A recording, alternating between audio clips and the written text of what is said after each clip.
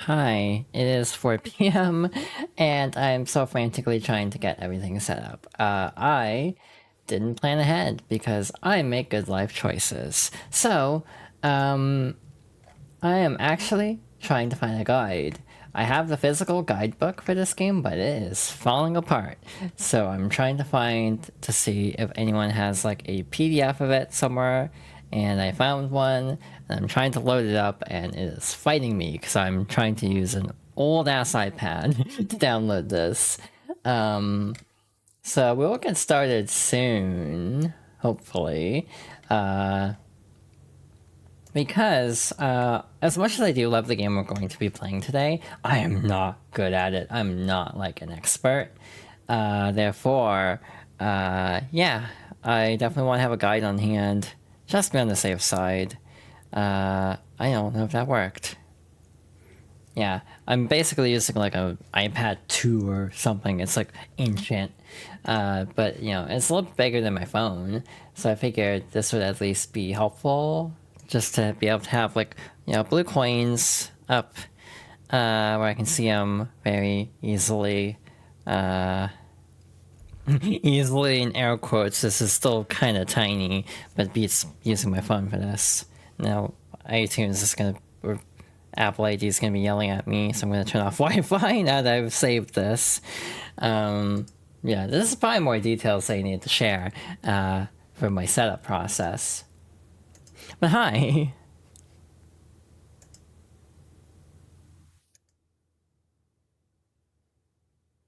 I am tired. I'm not feeling too bad though. Relatively speaking, I'm feeling pretty alright. And there's something I definitely need to talk about, though. Nothing bad. Well, inherently bad. I should specify. But there is an important topic that I should probably talk about because I feel like talking about it. So, gosh, I'm organized today. Hi. I don't even think this is synced properly. Yeah, my view is all the way over there. So let's get that realigned. Let's move that over to the right spot. Let's move my tea so I don't spill the tea as much as I do enjoy spilling the tea. Not like that. Not literally on my iPad and other equipment. Frankly, if this iPad got tea spilled on it, it would not be the end of the world. Just because it's not worth that much anyway. It is ancient. I think that's just from my sister, who like got hers upgraded, so she just kind of gave us her old iPad. But this is like from like 2014 or something. I'm surprised it even ran well enough to save that at all. Truth be told. Yeah, this is just me, my level of chaos of setting up every stream. Normally, I'm just not this overt about it. In this case, it's partly because I just ran late. I got out of bed later than I should, so I was just kind of frantically trying to get online for today's stream. But we're here. We're queer. And speaking of which, I want to talk about some stuff. As we are serenaded by the soundtrack of Animal Crossing, City Folk. Alright, so the day of this stream, March 31st, is the Trans Day of Visibility. So it is an interesting day for me personally, just because I feel like I haven't really gone to celebrate this, like, ever. Like, period. Like, I wasn't even out as trans until, like, I usually say like fall 23 is kind of when I came out, quote unquote, because I went through a phase where I was identifying as non-binary, as like almost like an interim step of trying to find myself. Like, okay, maybe I'm non-binary, but it turned out I'm definitely trans femme. So last year wasn't exactly the most peaceful, and it continues to not exactly be particularly peaceful for trans people. So I do want to at least acknowledge that, like, hey, to everyone who is still supportive of me and my friends and just trans, non-binary, and gender non-conforming people everywhere, thank you. Because, yeah, things are a little bit scary at the moment for reasons, but I believe that we can get through this as, you know, a community. We can get through this, as scary as things can feel. Again, not exactly the most celebratory Trans Day of visibility. I'm definitely having a day where I'm like, maybe I don't want to be visible today. Maybe I would prefer to be invisible. Just for peace of mind. But, you know, slight snark aside, yeah, I am happy finding myself. I am definitely not, like, great for reasons that should be pretty self-explanatory, but I definitely am happier than I have been in a very long time. A lot of it has to do with, like, you know, my friends, my partner, you know, the people in my life who are helping me through, and I'm trying to help them through as best as I can. However, again, times are not exactly peaceful at the moment, so, yeah. I'll do everything I can. I'm gonna not shy away from this. I've been very overt about being trans. Literally look at my branding colors. I have not been particularly, like, subtle about being trans. So, yeah, I'm gonna keep being, like, super loud and proud about it. Alright, with that being said, let's stop the music. And we will hop over to the game. That is kind of loud already. Alrighty, we are continuing my journey on stream through a bunch of important games from my childhood.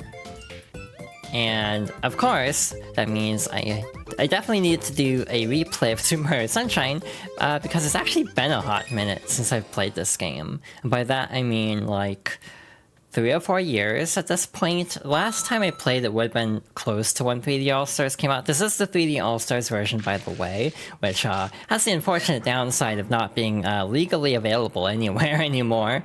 Thanks, Nintendo. So that complicates things. Sunshine in general is kind of a complicated game, which is part of the reason why I wanted to stream it, to see how I feel about it, and share my view of it.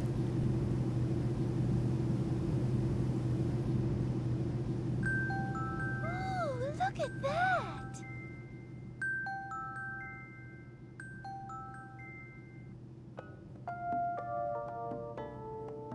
Welcome to the sun-drenched tropical paradise of Isle Delfino. We're so pleased to welcome you to our beautiful home.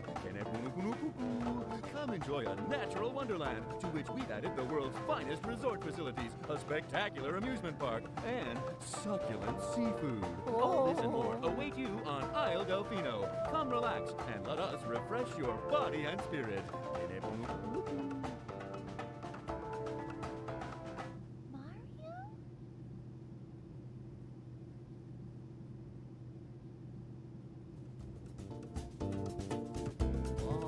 That shadow! Those were ridiculous.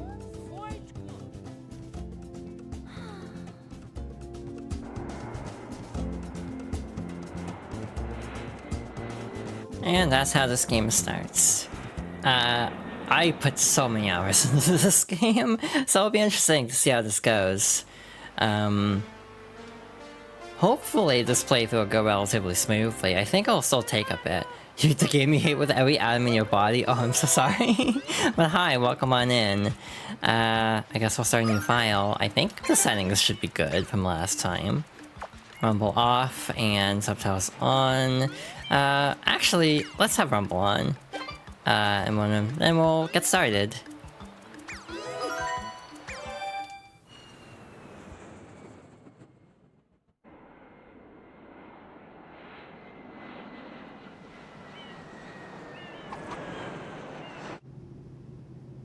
I fully concede this is definitely like an acquired taste kind of game. Again, I grew up with it, so I think that explains a lot. What happened?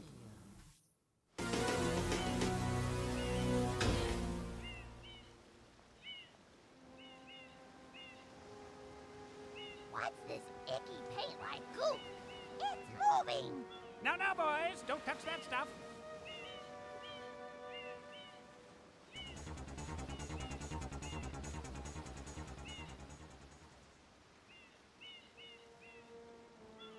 Excuse me, but... Huh?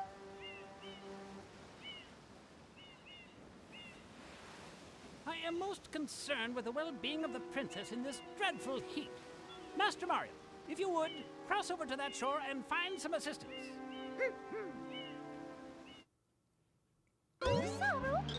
Mario, be careful, I have a bad feeling about this. Alright, so I do have it set to inverted. I was kind of experimenting last night because I wasn't sure which control setup to use. It's a little unwieldy, oddly enough. Anyway, here's Flood. Power up complete. Thank you for purchasing this item from Gad Science Incorporated. Preparing to register customer information. Scanning and classifying subject data.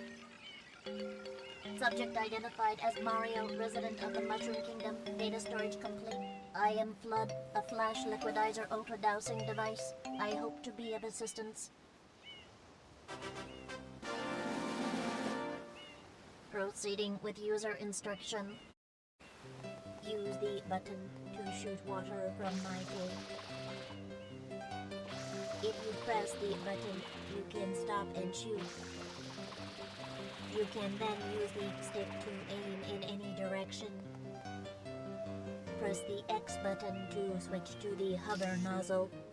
You can then press the button to hover in the air for a short time. If this tank is empty, no water can be sprayed. To refill tank, enter a body of water and press the button.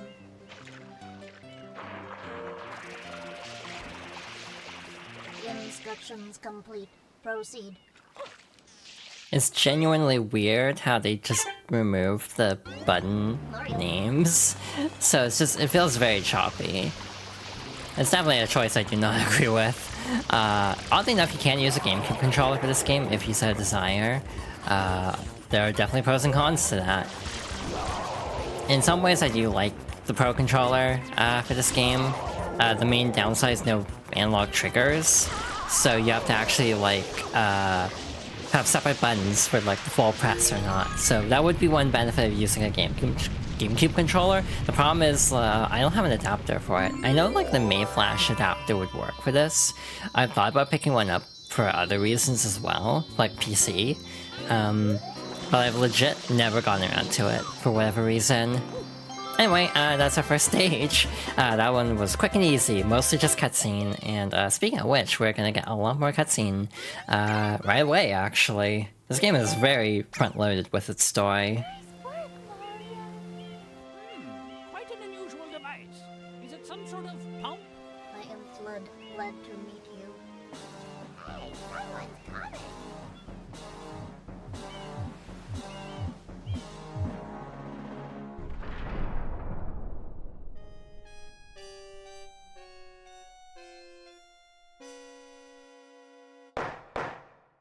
Court is now in session. As you are no doubt aware, someone has been senselessly defacing Fair Isle Delfino using some paint-like substance. The accused is charged with polluting our beautiful home, and yes, endangering our very way of life. Indeed, how can one not be aware of what is going on? Though it is daytime in Delfino Plaza, our poor residents tremble beneath a veil of darkness. Expert Shine scholars have determined that this darkness has arisen because all of our guardians, the Shine Sprites, have vanished from their gathering spot at the Shine Gate. The reason? It's quite obvious. This horrible graffiti is to blame. Behold this sketch of the perpetrator based on eyewitness descriptions. The truth is obvious. The guilty party sits among us. It is none other than Mario. Objection! Overruled. I judge the defendant guilty as charged. I hereby order the defendant to clean this entire island. Until Isle Delfino is completely free of his vile handiwork, Mario shall not be allowed to leave. Court adjourned.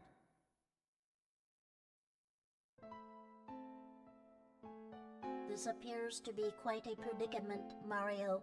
Data analysis verifies that the island's inhabitants are indeed troubled by pollution, but the pollution itself is not the main problem.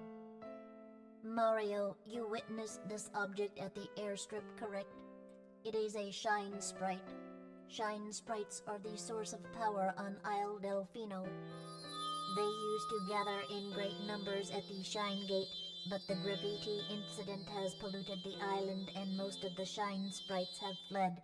There is no longer any power to support the peaceful lifestyle of the islanders.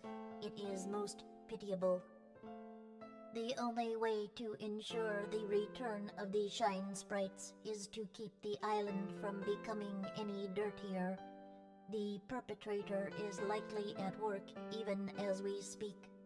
And you, Mario, are being treated as a criminal. Tomorrow we must do our best to resolve this situation. Alright, that's like most of the story we'll have. You can't miss the mess, pal. Your first job's to get rid of all that ugliness. And remember, we'll be watching you, pal. We'll know if you start slacking off.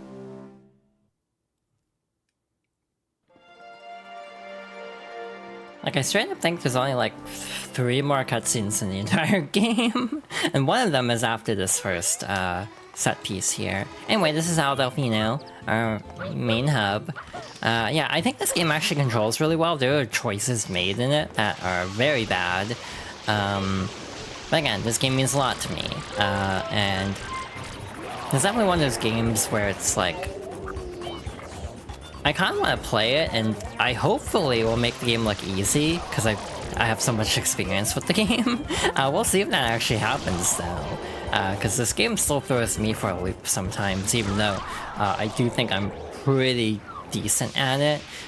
There's definitely things that'll cause problems.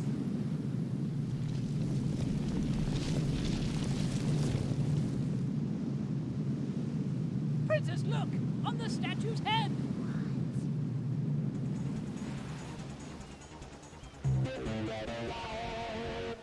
Mario?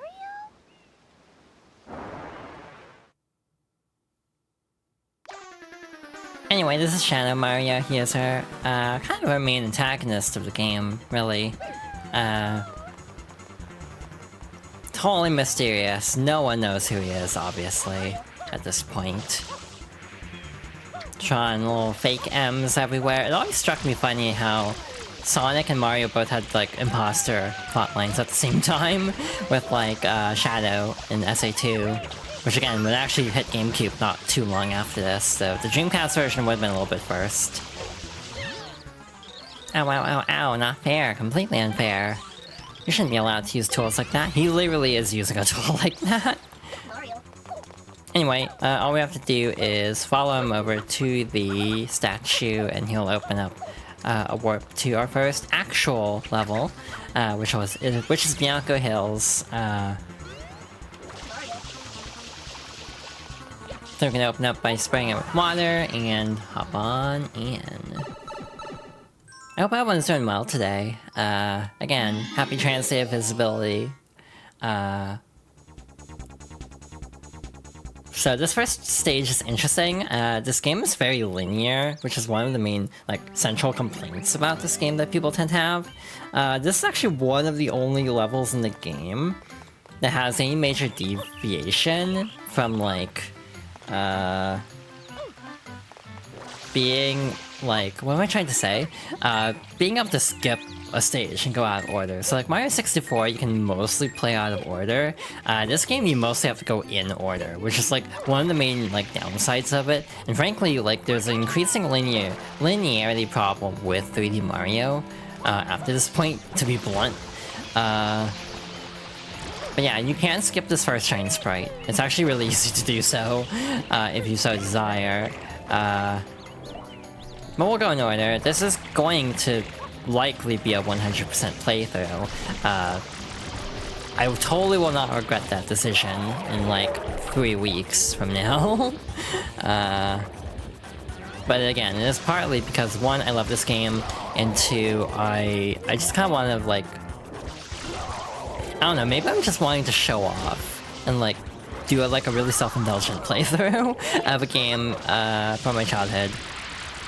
I was actually torn because there's a story about this game and also the next game I want to do for the series, which I actually might start like pretty soon. Like maybe not this Wednesday because of Switch 2 Direct, so I might just react to that instead. But I might try to do the other half of this particular set of games next Wednesday, if all goes well, and do both at the same time. So like, my family got a GameCube around Christmas 2002, I want to say? That sounds about right. And then I would get this game as a gift in 2003. So fun story, I'm adopted, I don't know if everyone knows that, but hi, if this is the first time you're hearing that, surprise. But basically my family would also celebrate that day too. So I got this game and one other game that we'll be covering soonish for that day, which conveniently I arrived in the US on Valentine's Day 1996, so very easy to remember. So yeah, I got that game. I might as well just say what it is. It's Pikmin. So yeah, we'll likely start Pikmin before too long, because I'm kind of itching to play that again. Both these games are like some of my most replayed games of all time. Like I've sunk so many hours and so many playthroughs into these games to the point where I feel pretty competent in them in a way that's like, I don't know what that's... I think that says more about me than the games, to be honest, because, like, I will not defend a lot of things in Sunshine, but I still love this game. Like, one cool thing you can do is actually use the, like, actual, like, blades of the windmill and wall jump up. Like, instead of riding the windmill, you can just do this, basically.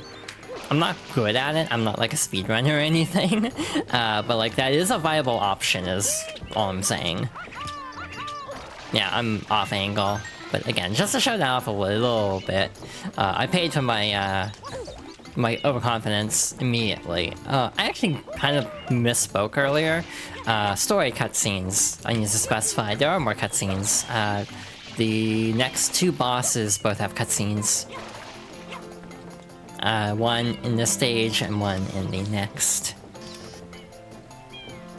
Yeah, again, much to, in a way that will definitely not backfire at all. I definitely, kind of wanted to stream this game to show off a little bit, because again, it is one I feel fairly comfortable with, even though, we will definitely have some snafus from time to time. This will not be like a deathless playthrough, or even a smooth playthrough of some of the shine sprites later on.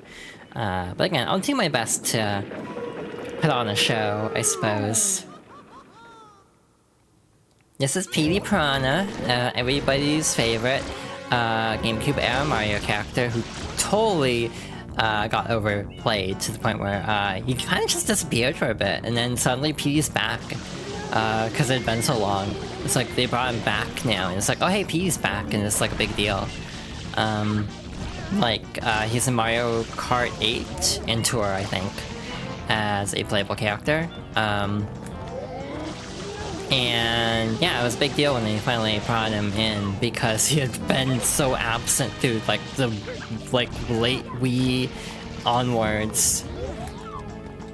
Again, a lot of that does just play into oversaturation of characters. I mean, some argue Rosalina's the same way, but you know, I have so much personal attachment to like Sunshine and also Galaxy that I never really felt that way about either character. Like, they're just kind of fun characters. I like Rosalina a lot, but we'll get to that eventually. Galaxy's on the list. It's very funny where Galaxy might fall, to the point where I was talking to a friend about, like, maybe arbitrarily padding out the list a little bit, just to try to get Galaxy to a very specific number, if you know, you know.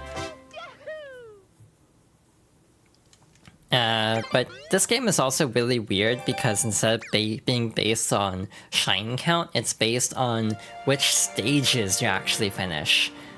Which is very different than 64, which has a non-linearity to it, where it's like you can do any, like, 60 stages you want, and then still beat the game. Or is it 70? I forget.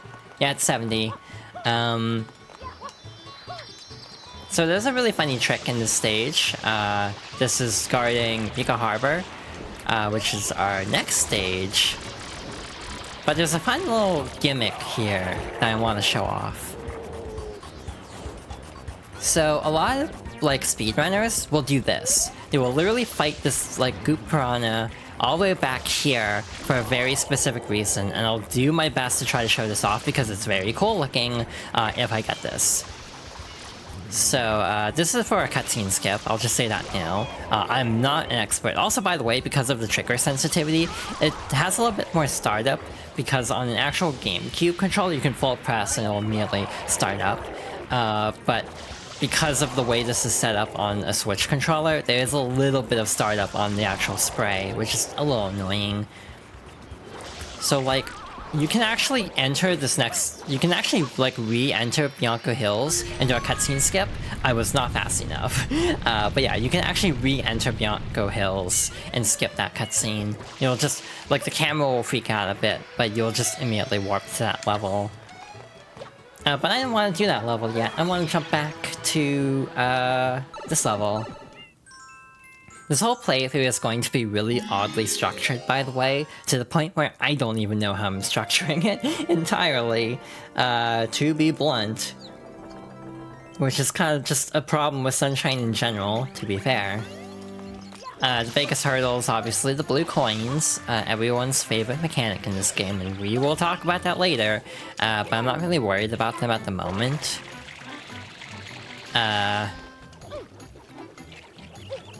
This is a very notorious level, I think for a first-time player, because it is the first Floodless stage, so occasionally Shadow Mario will just take Flood from you. You're supposed to actually use, like, tight ropes and platform up. You can just wall jump. So again, I'll try to show off stuff like this when I can. I do know a lot of the tricks in this game, though I've never actually done a full speedrun. Maybe someday I should. The main issue keeping me from speedrunning is I don't know Gelato Skip, which is like a skip for a couple stages ahead, where you can basically skip to the end, because the gimmick of Sunshine is, instead of being based on shine count, it's based on finishing shine 7 of every world. So hypothetically, all you need to do is clear that one mission, and then you have, like, an endgame check. So in Gelato Beach, in Gelato Beach, and you can actually, like, get the 8th shine right away, which unlocks all the rest. Because you can do that, you basically can skip most of that world. Again, here I am trying to, like, show off, and I immediately kick the bucket, because of course I do. Again, just because I feel confident in this game doesn't mean this will be, like, a deathless playthrough or anything like that. We will definitely die a lot in this playthrough. Plus, like, controller sensitivity, I'm, like, not entirely used to playing this on a Switch controller for obvious reasons. So I definitely need to take that into consideration for, like, analog dead zones and stuff. And not, like, get overly cocky. Like, the GameCube controller has these, like, little, like, grooves on it that I feel like mean my hand doesn't slip off as much. But it's a little slidey on a Pro controller. Which for some things feels a little scary, like that. Because, like, on the GameCube controller, the actual stick has, like, you know, like, grooves on it, but also it has, like, the octagonal gate around it. You don't have that on Switch, so like a lot of times, do not be surprised if my spin jumps do go into the abyss a lot, just because I'm not holding the exact right direction I want for that spin jump, which is just inherently harder on this controller. Again, though, I sort of contemplated getting like an adapter for this, but waited too long and put it off too long. Yeah, that was me trying to do another spin jump and failing. Again, here I was trying to thinking I could like show off like how good I am at this game, and I'm immediately like flubbing in the first like secret stage. So I ain't even gonna try to make any excuses for this performance. This is just kind of bad, I'm gonna be honest. Like, I can blame the controller as much as I want. However, I'm still screwing up a lot here. Again, normally I wouldn't be so, like, you know, trying to go after all the 1-ups and everything. Because of just how I'm playing, I'm like, yeah, I should get the 1-ups. I'm gonna skip this 1-up though, because I think I'll die more often than not. We'll just finish the stage. Move on. That took way too long, I'm gonna be honest. Yeah, it's partly just getting used to this, like, controller again. For this game. Again, that's a big caveat, by the way, is for this game. Because I do feel like there's the inherent, like, issue of the controller sensitivity not being right. Hi Marcus, welcome on in. That's a very cute emote. I really want a lurk emote. I have someone in mind for it, but their commissions aren't open at the moment. As soon as their commissions are open, I'll definitely consider that though, because I think that'd be really cute to have as a concept. Little fox speaking out. Well, hope you're doing well. Hope everyone's doing well. Again, happy Trans Day of Visibility to all who partake. Or just, again, I almost played like a trans game today. Or like made a thing of like, oh, let's just play all trans games today. But two things. One, a lot of them are really long, of the ones I have. And two, a lot of them are games I want to save for this Fox Girls Favorites series, but in order. So, obviously Celeste counts for both. Hi GB, welcome on in, and thank you for the hydration check. We'll get to that in a moment. However, what was I saying? Yeah, a lot of them are just like, they will come up later in this Fox Girls Favorites series. So I want to save them for the appropriate time to sort of cover the trans journey part of my life, which this obviously we'd be jumping ahead quite a bit. I know I don't need to be so, like, perfectionist about this. I can just play whatever the hell I want, in all fairness. However, it is a case of, like, I do kind of want to go in order to keep, like, a timeline going of, like, progression of, like, the games I played. Again, the next one, for example, will really tie into that idea.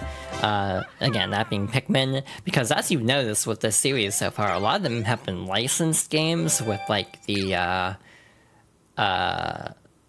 BizHawk Shuffler we did a couple weeks ago.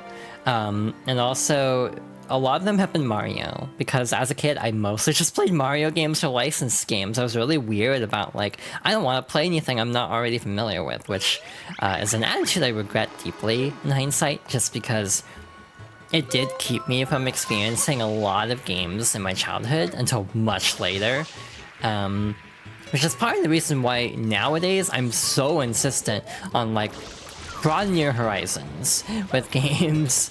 Like, you know, obviously I can't tell you what to do, it's your life and your money. But I do tend to try to encourage, like, trying to play a variety of games, like indies, games from different companies, because it is a problem I see a lot where a lot of gamers just, like, stick with one style of game, and that's it. By the way, that's a shine up there that's still loaded in, and you have to, like, ground pound that, but we obviously can't get that at the moment. But because I was so closed off for a lot of my life, I do kind of encourage people to branch out, to, like, diversify the games they play, because if you just stick with like Nintendo, you're gonna miss out on like Ratchet and Clank, or well, basically just Ratchet and Clank now for me. I like the Spider-Man games, I like Insomniac's output in general, but this PlayStation gen has really not been for me, I'm gonna be honest. It's been pretty lackluster. I mean, like, Switch has had so many IPs get revived, which has been really nice. Again, getting a new Rhythm Heaven announced, and like, Tomodachi Life is great.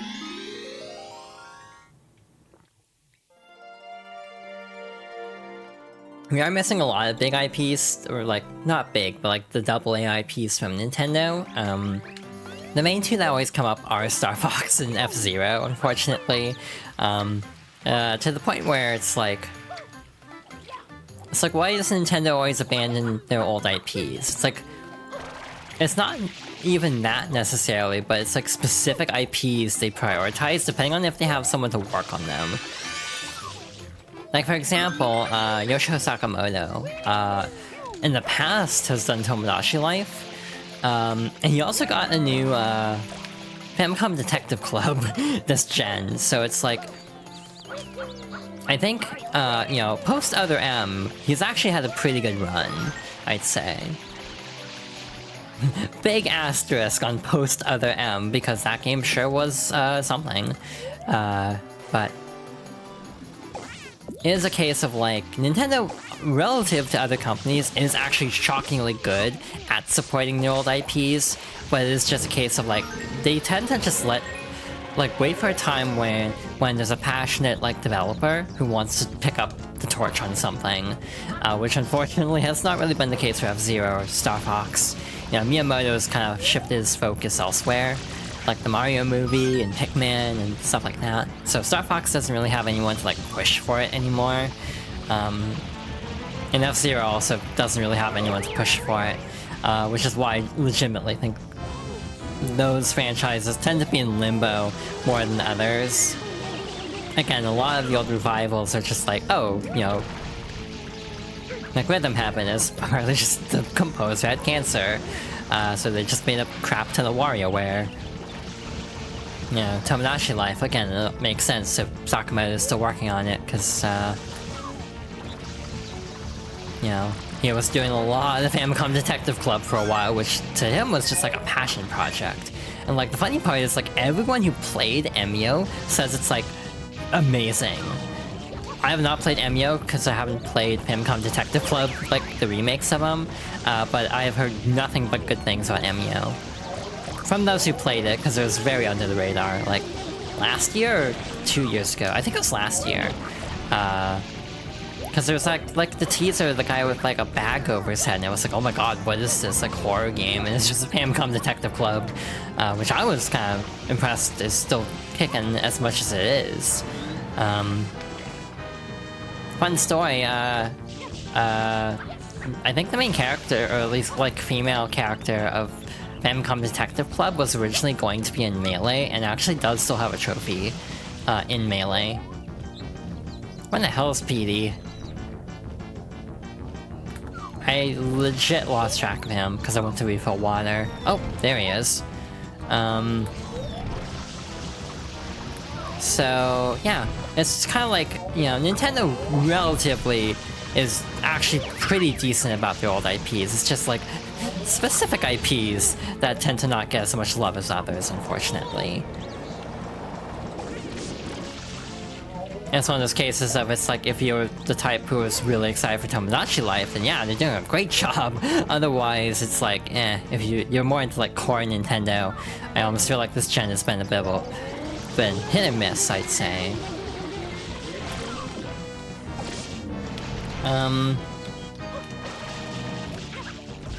I still think the Switch's output is some of the best I've ever seen from a first party, partly just because this generation was ungodly long.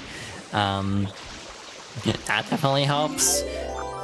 But also, just in general, like, Nintendo's output has been really remarkable in an industry that has generally slowed down significantly from where it used to be. Like, it is bogged down pretty bad, I'd say, just because development pipelines have gotten really long. Whether they'll keep that up for Switch 2 remains to be seen. But I guess we'll get a little hint of that on Wednesday. I'm not sure what to expect. Part of me almost wanted to make like... Where am I going? We have to go back to Bianca Hills. Part of me wanted to make like a bingo card or something, but I ended up like forgetting.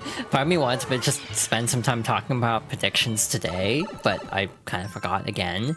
So I guess as we go through episode 6 here, I can talk about that. I have no expectations. This is part of the reason I didn't do anything on it, is I don't have any expectations for this. I don't really have any big hopes for this.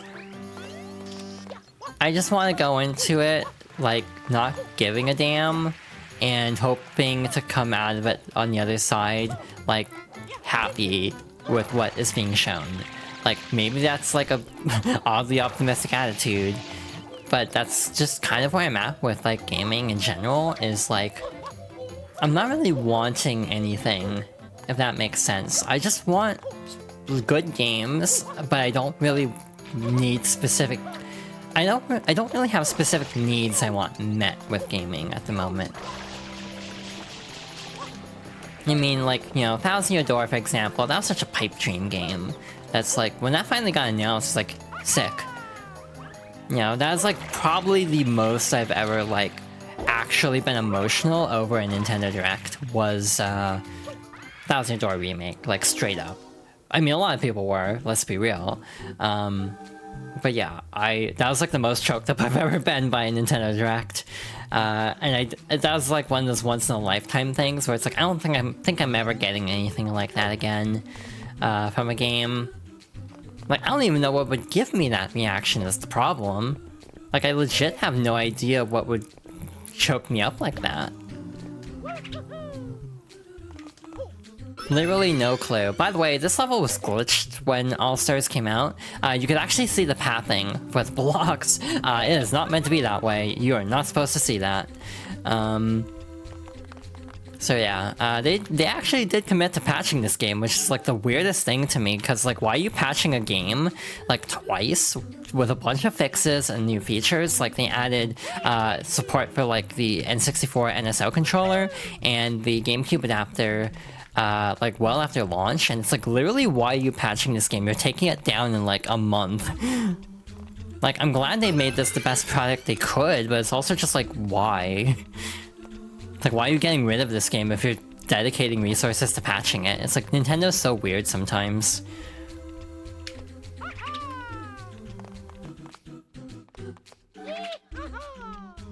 I was gonna say something, I'm gonna shut the hell up. I don't want to jinx myself. I was almost gonna say something, I'm like, no, I know me. I should just stop talking. There we go. Now I can say it. Wow, that made up for how god-awful the first cave secret was. Because of the hillside cave secret, because that was a dumpster fire of a run. So, like, genuinely happy that that went a lot better. Slightly mad that went a lot better too, given how hard that stage is by comparison. But it's fine.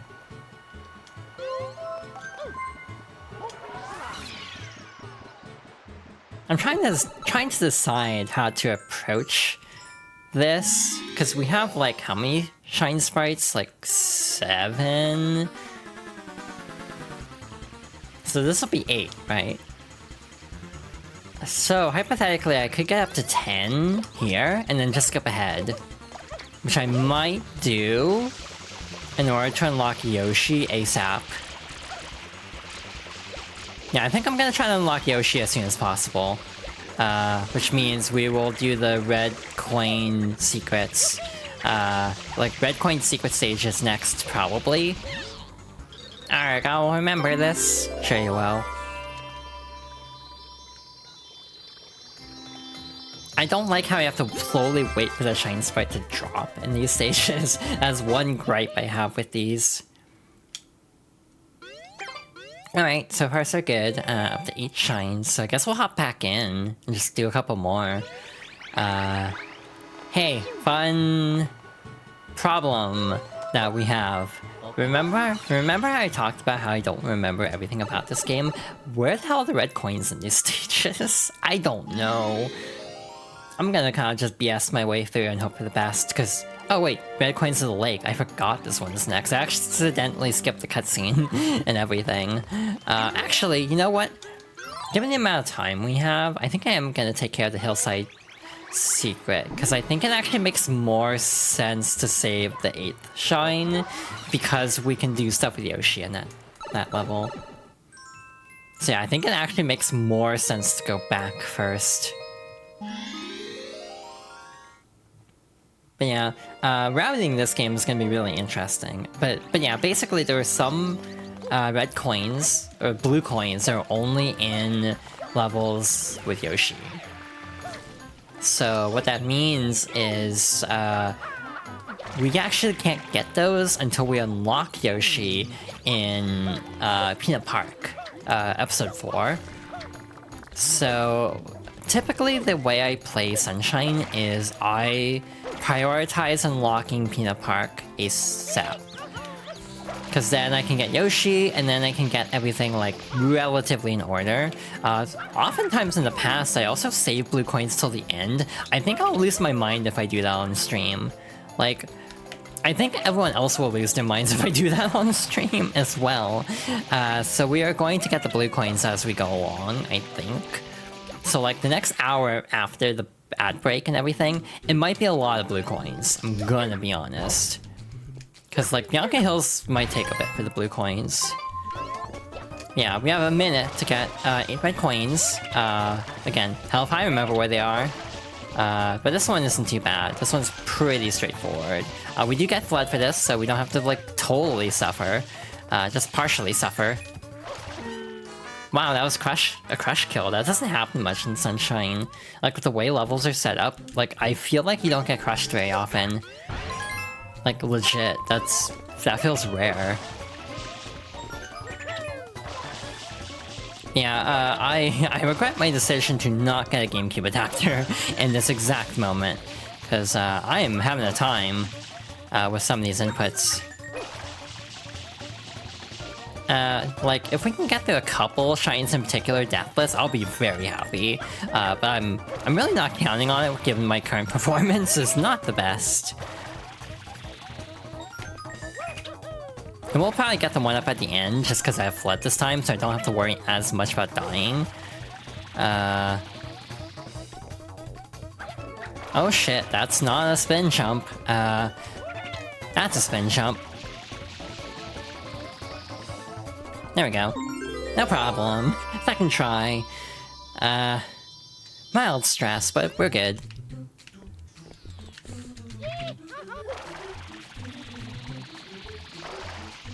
Ow. Okay. Didn't even take fall damage there. Nice. By the way, 1-ups actually restore your water, too.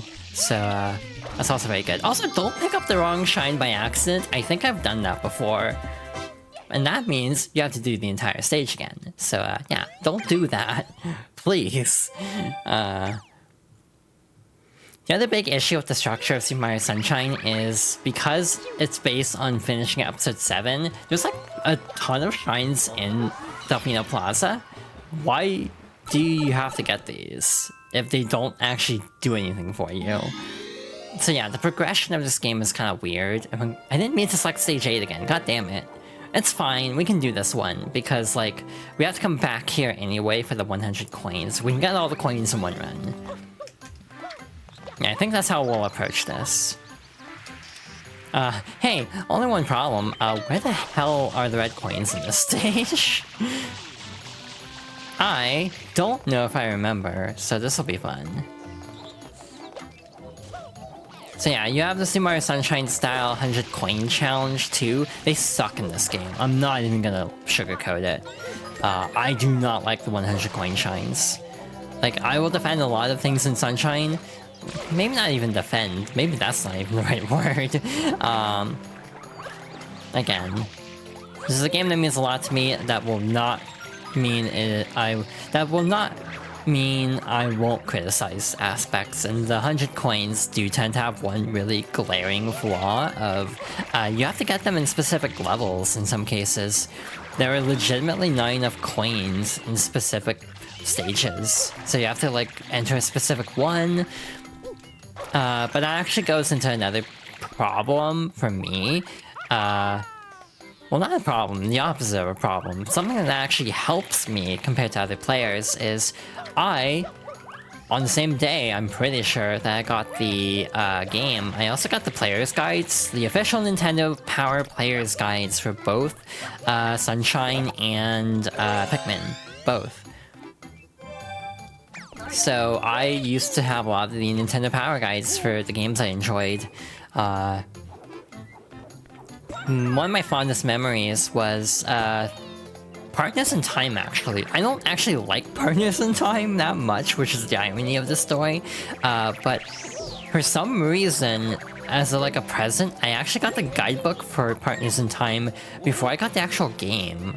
It's like, whether it was like a holiday thing or like just it wasn't available for a bit, I don't remember. But either way, I just kind of studied that guidebook. So, Partners in Time I think is a game that does throw people off. Like, it is not an easy game, I would say. But because I just studied the guide like meticulously, I feel like I had fewer issues with it than some. Again, sort of an odd way to approach games, and I think that's also why I have my weird spoiler vibe now. Like something interesting about me is I don't usually care about spoilers that much. Like, I'm not... I was gonna say, I don't go out of my way to avoid spoilers, which is... Yeah, that's true. That's a good way to put it. Yeah, that is true. I don't really avoid spoilers. Like, sometimes I actively seek out spoilers, as like, wild as that might sound, just because that's how not spoiler-averse I am, and I do think that stems from like growing up with Nintendo Power guides and just like, studying them so I know how to play the game. It's just how I approach games. It's a little bit weird compared to how other people approach it, but they want to have like a really, pure first experience, no advanced knowledge on anything. They just get to experience everything as they go. And then me, I've always just been like, okay, but what if I can just first try everything? This was me with like Final Fantasy 6 and 7 both, where it's like I level grinded so much in both games. I have a story where I got like, I literally did like constant runs of the Gold Saucer, like arena, because I wanted ribbons for every character, because I heard like, oh, the final boss of 7 causes status effects. So I was like, I don't want to mess with that garbage, I'm just gonna get ribbons for everybody. So the final boss of 7 was extraordinarily anticlimactic to me. Meanwhile, you have the remakes that are very cheese-proof, much to my dismay, honestly, because, God, some of the fights in Remake take way too long, in my opinion. Like, I like Remake enough, but I definitely think a couple boss fights could stand to be a little bit shorter, I'm not gonna lie. Again, not like a huge deal, but definitely something that's like, not really a fan of that. I wish I could speed this up a little bit. A weird thing with Remake, by the way, they actually added in like an easier mode. Like, there's already difficulty options, but they literally added a catch-up option, I think is what they called it, which is literally like, you start at like level 40 or something, just to help you get through the game faster. And I think they specifically added it before Rebirth. So like, if you wanted to catch up on Remake before Rebirth came out, but didn't want to like actually level grind, it's weird.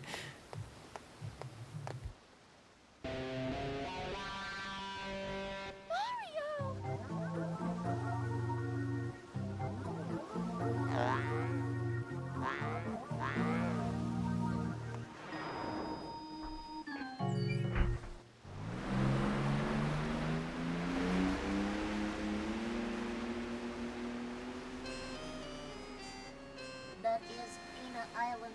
The villain's secret hideout must be there. The irony of triggering that cutscene is we do not have time before the ad break. We have 7 minutes. 7 minutes is all we can spare.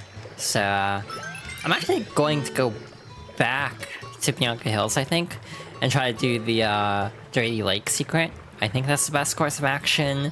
I don't know if I can do that in 6 minutes. That's not, going to be the easiest thing in the world to do, and I will probably die in the process of rushing this stage more than I should. But I will give it a try. But again, we do have to come back here anyway for the 100 coins, and then we'll get the blue coins while we're there. That could easily be the rest of the stream, frankly. But I do have a map up. I, again, found a PDF of the official Nintendo Power Guide, which I still, again, have a physical of. It's in real bad shape. One guide I don't have, and I lament not having, is Thousand Door. I don't have that guide anymore, and I don't know what happened to it. It probably got lost in a move or something, but it's like, oh, that's a shame. I love Thousand Door. It's like my second favorite game of all time, and was my favorite game of all time for like 20 years. Damn, I said that as like a just rough guess. It actually would be 20 years, huh? 2004 to 2024. So yeah, it actually straight up would be 20 years. That's not even true, actually. My favorite game changed a couple times. It went to Wind Waker for a bit, actually.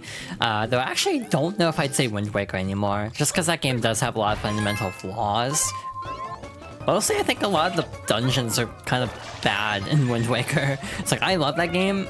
Yeah, a lot of the dungeons are rough in that one. But the other thing is with, what am I trying to say? With, Thousand Door, the actual time I was, like, really sure, okay, this is my game of the year, or, like, game of all time, was actually Xenoblade 3. That was, well, we might as well just die here, actually, just so saving that run.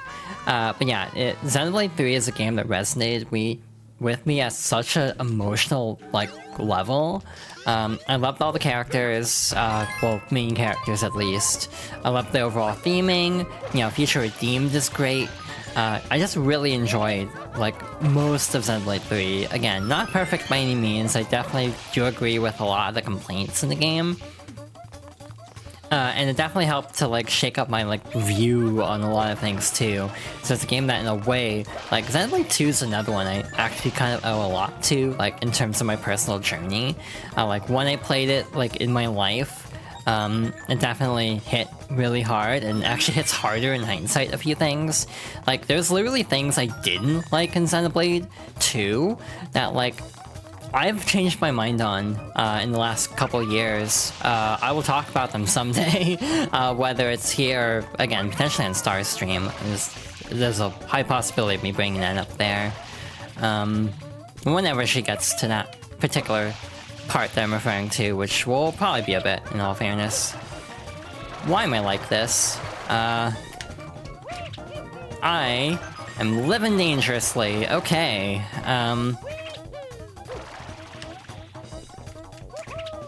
Shit. Bad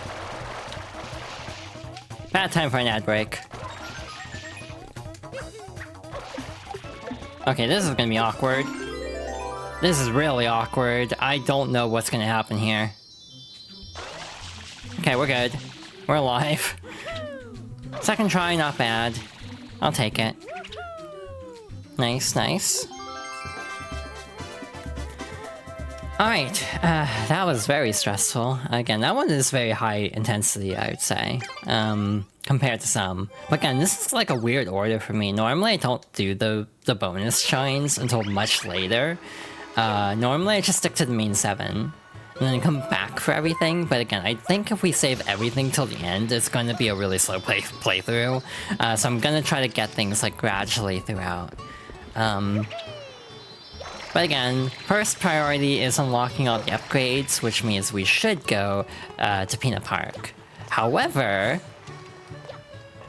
I don't think we'll do that now. I think we will go to the ad break first, because we have a pretty, like decently long level because of cutscenes. So we'll save this for the ad break, for after the ad break. Try to position on top of the cannon. Actually, I should start farming 1-ups. Since this will be a 100% playthrough, I will die a lot on some of these levels. It's really fascinating, my style of like commentary when I'm playing a game I'm like, you know, acutely familiar with. It's like I definitely can info dump on Mario Sunshine quite a bit. Yeah, we'll just chill up here for a little bit, and then we'll come back and continue on. Oh hi, hi Esper, thank you for the raid. Bad at puzzle platforms, what were you playing? Hope your stream went okay. We are just about to resume here, ads got about 10 seconds left. And we'll hop back to it. But yeah, hope you're doing well.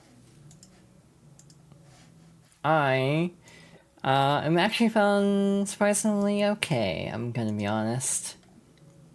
Not bad, all things considered, and again, this decision to play a game I'm, you know, acutely familiar with, I think was the right one. Just kind of a chill hangout kind of stream, I can just kind of vibe, I don't need to like, you know, worry as much about like, oh well I like the game for one thing, because I already know I like this game, you know. Which again, I know this is not the best liked Mario game, which is why I find it very interesting that I'm so fond of this one. Yeah, is the tracking okay? I feel like my tracking is weird today. I don't know why, but it feels like my ears are clipping into the window a lot more than they usually do. Maybe I'm sitting less head-on with the camera. That's probably it.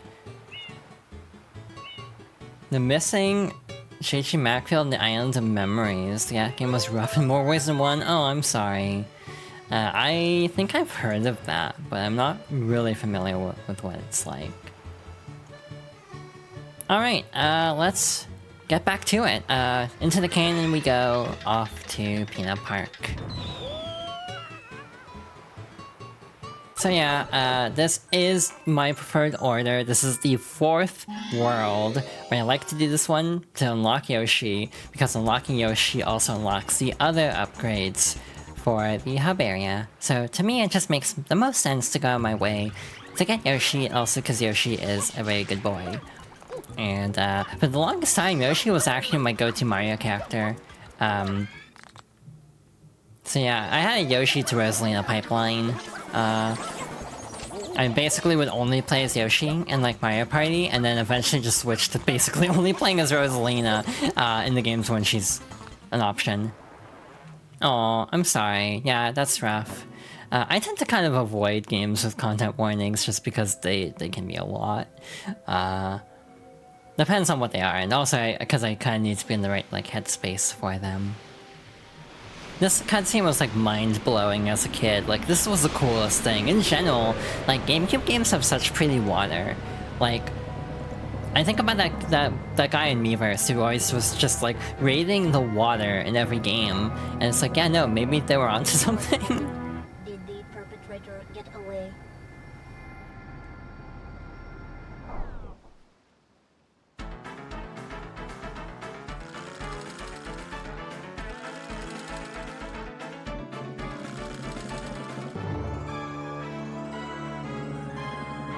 Hi AC, welcome on in. Alright, we have a boss. Amazing, what a spectacle. Is this a new show of ours? This is not a good voice for this guy. You guys are great. Whoever hired you needs a raise. I love how you play the fearless hero and he's like a bad version of you, but you both look the same and stuff. Well, as director of this park, I want to ensure your success, so how about I provide you with a hero's vehicle? Follow me.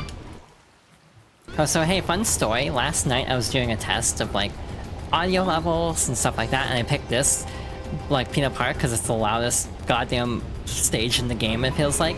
So I specifically booted up the balloon, like episode 8. I did it first try, like completely like rusty.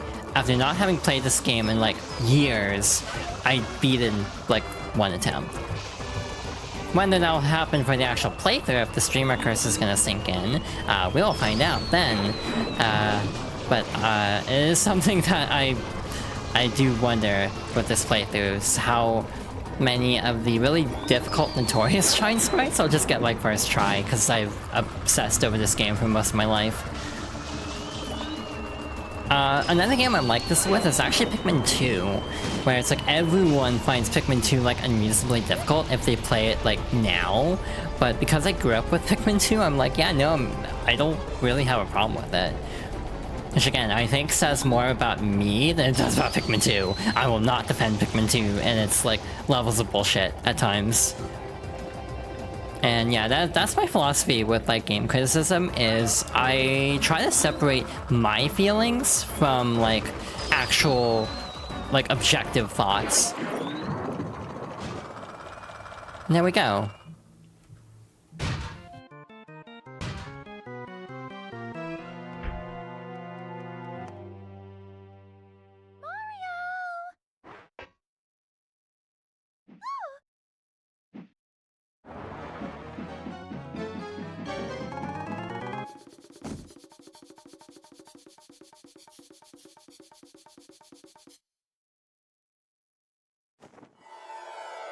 Leave my mama alone, you bad man. I won't let you take Mama Peach away.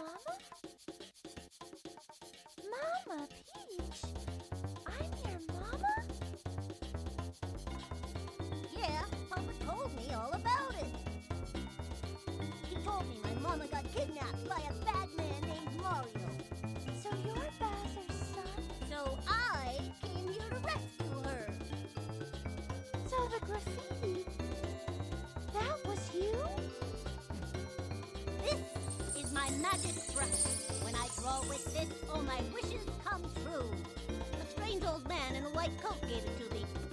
A strange old man in a white coat. But why would you pretend to be Mario? Papa told me everything. He said, Mario's a bully, he never fights fair. he said, Junior, you gotta try to outsmart Mario. so I tried to get Mario sent to prison. But they didn't lock him up, and now he came to steal Mama Peach again. You pest, stop following us.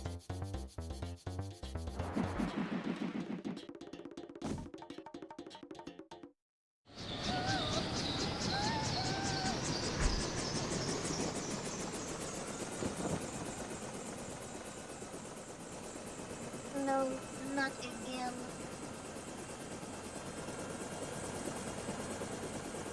It appears to be heading toward Corona Mountain.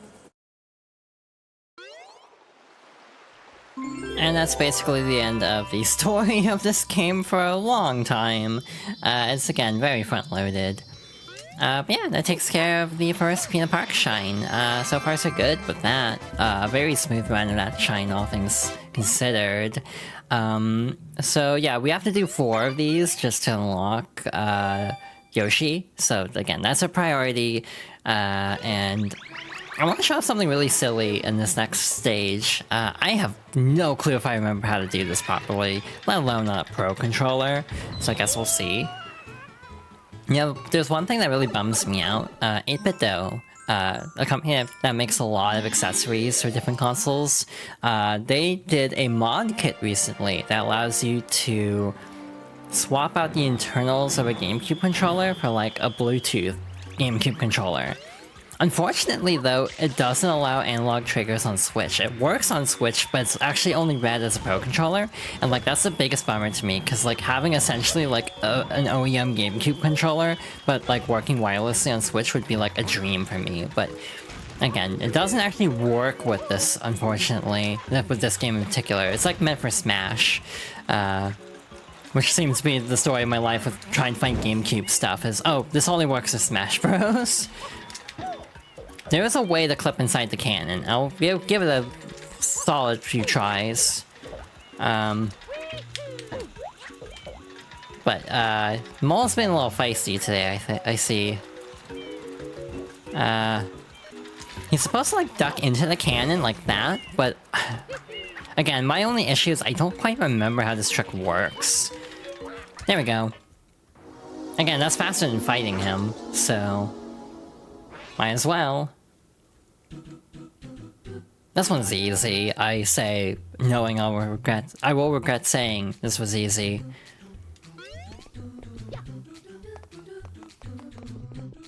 And then again, we have to do this again because we have the red coins after. Whether we'll clip through again, that remains to be seen. I might, just because again, I think it will be faster. This stage is weird because you have like this stomp and stew part at the end. That's like, it serves no purpose. Like, I don't even think there's a red coin there in the bonus version. Alright, so this part also sucks because it's on a cycle, and if you miss the cycle, obviously, then you just have to wait.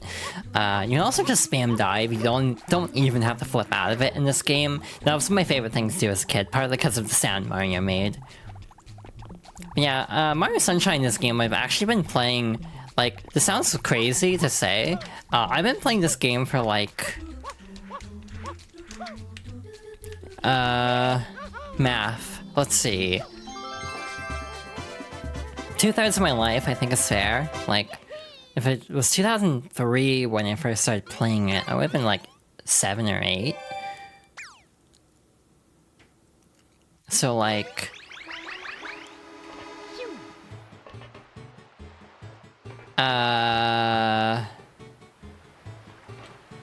Yeah, no, it'd be over like 2/3 of my life. I probably said too much about myself this stream now that I'm thinking about it.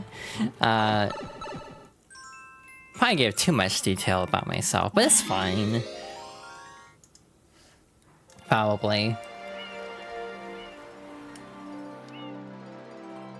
So yeah, next up we have Peanut Park Episode 3. This one's fun. We have a little like thingy. I forgot what this is called. Pirate ship like rotating ride thingy. I don't know what else to call it.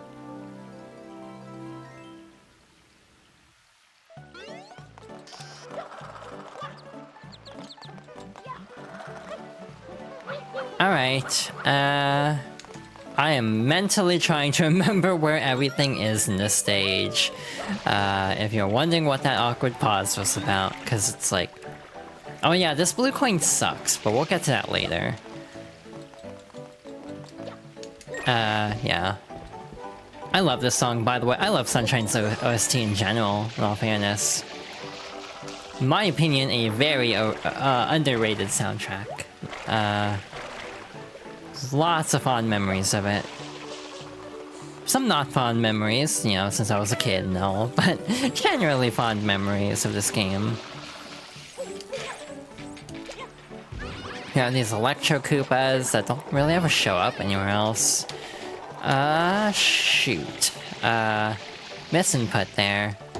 This inch is also weird because, this and a couple others are segmented, which has the unique dynamic of trying to, like, get enough red coins. Not red coins, but just enough coins in general in some of these stages. Like, it can be a little annoying trying to get coins, because these are, like counted as one area, the outside and inside. I don't know if it's actually possible to get, like, enough coins in some of the episodes for this world. I think it's possible in Bianco. I don't know about this one. I'm pretty sure not this one.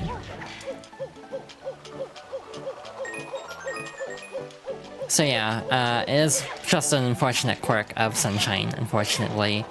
Again, one of the things I'm not really a fan of. Just because it's a little annoying not being able to like get the red coin or like the 100 coins freely and having to like wait for specific like episodes for that, or just trying to figure out the specific episode. But again, in my case, I have a guidebook. I've never had that issue. I've always just looked it up.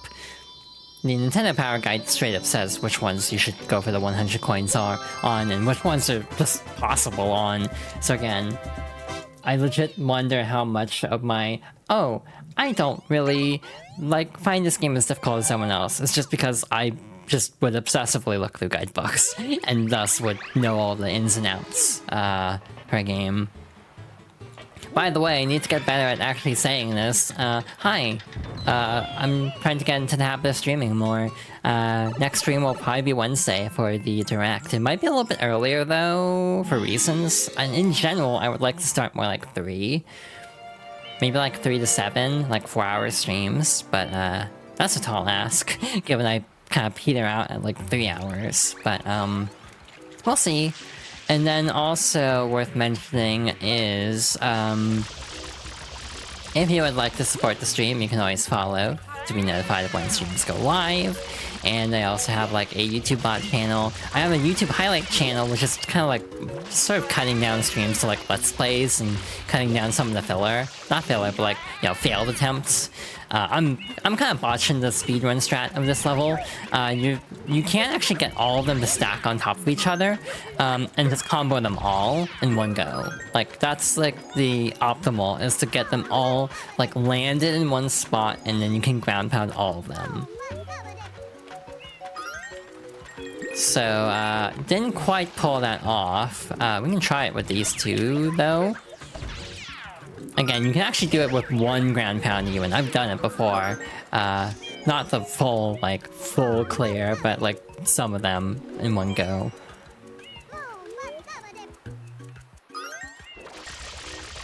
And this one should be the last one.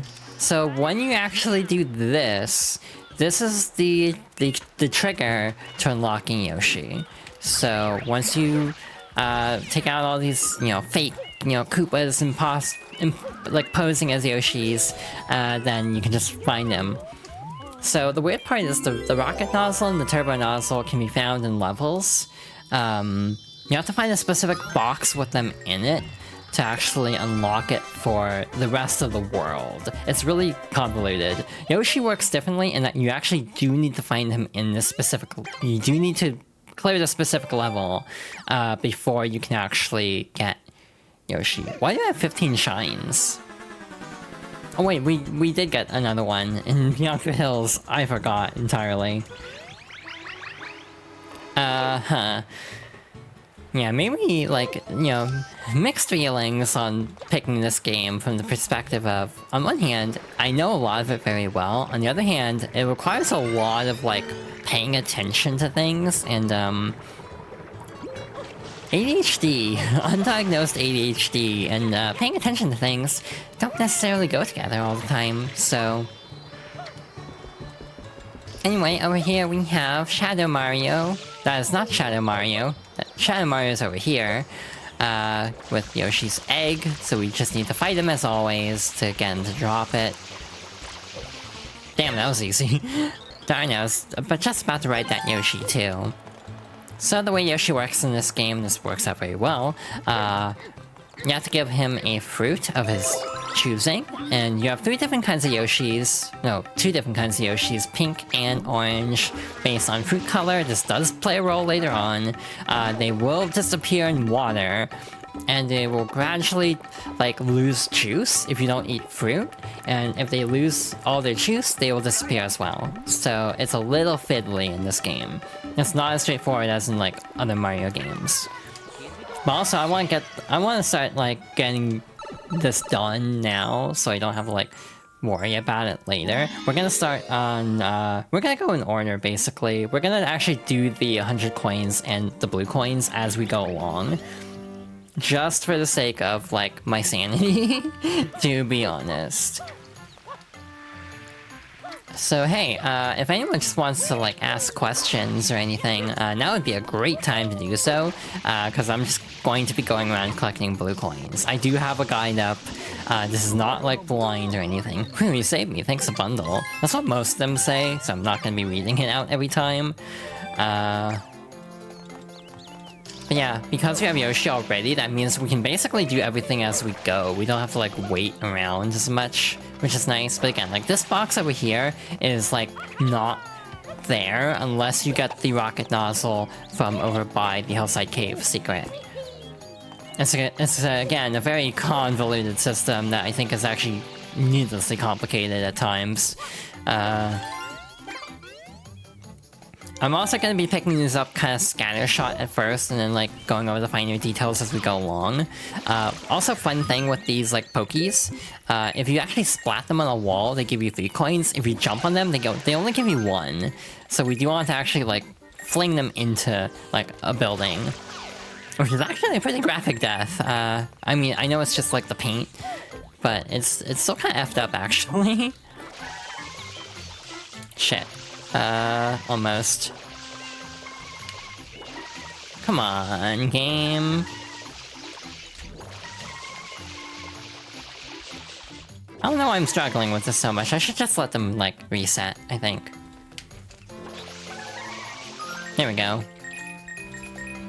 For future worlds, we'll also be getting some of the blue coins as we go along, partly just because in some cases, there are episode-specific blue coins. Bianco Hills does have some, but all of them can be gotten in episode 8. For future worlds, even just as early as we got Harbor, which is next, there will be some that are specific to an episode or 2. Which I don't like. I think that's really restrictive, and I wish you could get things in more levels. Again, even if I love this game, I'm still, like, not, you know... I don't love everything about this game. I think that's healthier. IMO. Uh-huh. Alright. Where the hell is that? I'm just, like, looking at this guide. Okay, that's interesting. They actually start with the ones closer to the windmill first, which is interesting. I'm just getting some of the obvious ones out of the way now, because it's like... You know, these I don't have to sweat as much, they're very obvious, like if I need to double back and double check a few. There should be a Pianta down here, by the way, yeah. This one moves around, sometimes he's in different spots. You just have to like track him down per episode. I think this one only shows up in later episodes. The other Pianta's there in like every episode. Yeah, some of these are only in like a handful of levels. You have this graffiti here that's like linked to another, so you basically have to like scramble over to it before it disappears. I should have gotten the rocket nozzle for that, but it's fine. We already have 32 coins, which is nice. This is one of the, like, kind stages for blue coins. The later ones will... or 100 coins. The later ones will not be so kind. Yeah, it was disappearing, so we barely got that in time. Meanwhile, the plaza is also worth mentioning, because those ones are, like, really... a lot of them are tied to the rocket nozzle and turbo nozzle, and those are only unlocked after like I think getting like 20 and 30 shines respectively. It's like weird. It's like they're tied to overworld stuff, but again, like the number of shines only affects overworld stuff, which is like neat, but the problem with that is you don't need to do any Delfino Plaza stuff to actually unlock the end game. So again, the whole structure of this game feels really, like, weirdly set up in a way that makes no sense most of the time. And again, it does feel a lot more restrictive than 64 because of just it being tied to specific levels and not, like, a number. Galaxy fixes that a little bit by making it a number again, but it does have the other oh shit. That's not what I meant to do. I didn't know that was pokey. I had the wrong nozzle equipped that time. But basically Galaxy at least makes it so there is a thing, like a requirement by number rather than like just level clears, so you do have to clear like the Grand Star levels. Again, getting a little ahead of myself, I do want to play Galaxy for the series because that is also one of my favorite games of all time. Again, the big hurdle for me is once we get to, like, you know... Thousand Year Door, mainly. Like, that's gonna take a bit. I could have sworn there's one in here. Hey, look who actually has a functioning brain sometimes. Or actually more like functioning memory. to be more specific and less self-deprecatory. I'm trying to remember if there's anything else like that while we're over here. At some point, we also need to get Yoshi. Yeah, I'm not really used to inverted camera anymore, but every time I tried playing this with non-inverted camera, it felt wrong. Like, it felt gross. Like, actually playing this game, like, not inverted. It felt, like, so off. So it's like a weird mix of, oh, my muscle memory for other games versus my muscle memory for Sunshine in particular.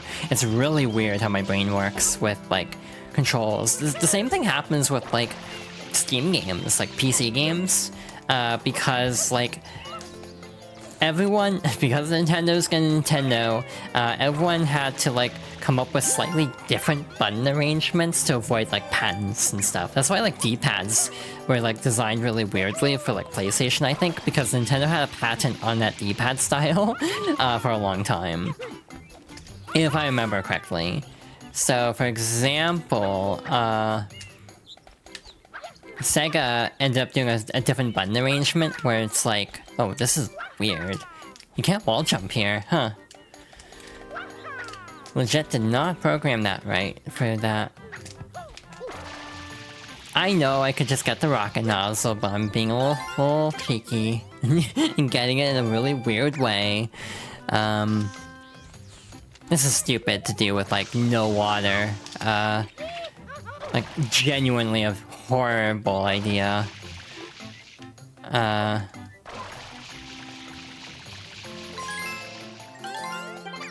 But what was I saying?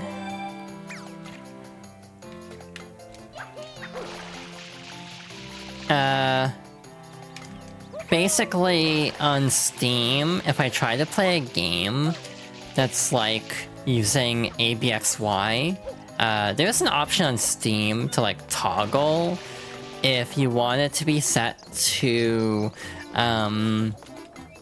Nintendo position or Xbox position.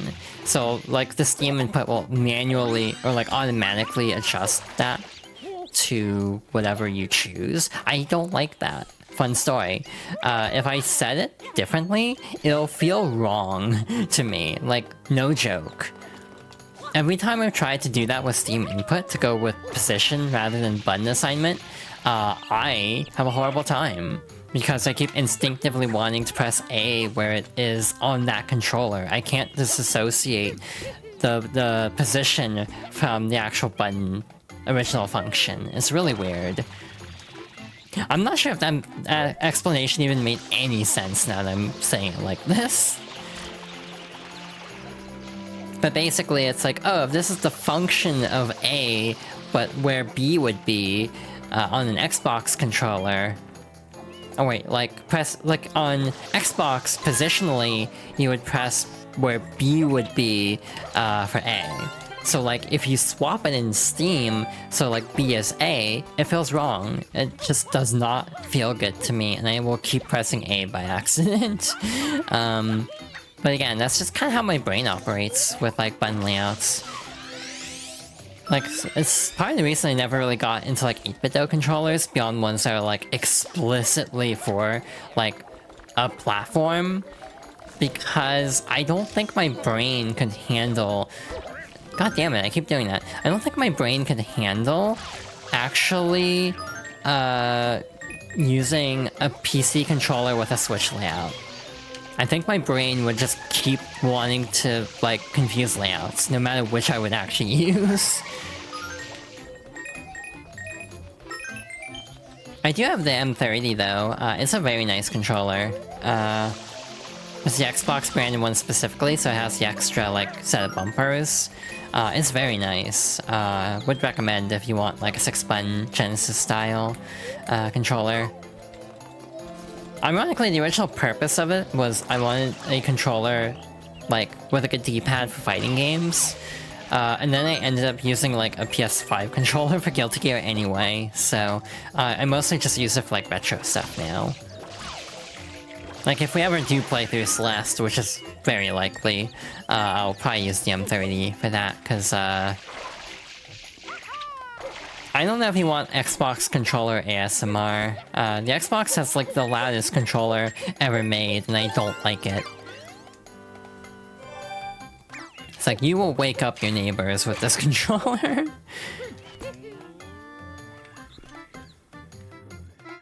So now we get to the part where I've made really poor life choices, and I have not been actively tracking which blue coins I've gotten. Laughs and Rock Band 1 Stratocaster. The weird part is, like, I am like legitimately tempted by the Les Paul that was announced recently. I don't even play Rock Band, and I'm still tempted by that Les Paul just because I do play Fortnite Festival a fair amount.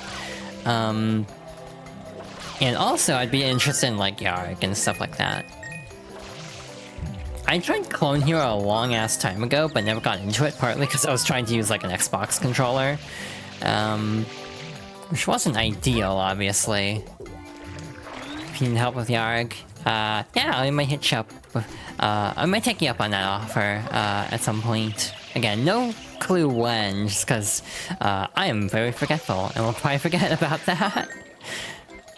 But again, it is legitimately something I would like to give a shot. But the problem is, like, yeah, I don't really do well with Rock Band or Guitar Hero on a keyboard even. I kind of need the controller. It doesn't feel right otherwise.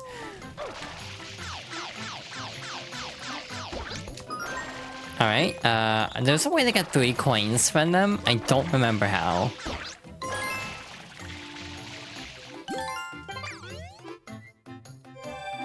I'm gonna pay for my hubris, for not actually tracking. Once we get to like, because I have a, you know, they have everything numbered for the sake of keeping track of everything.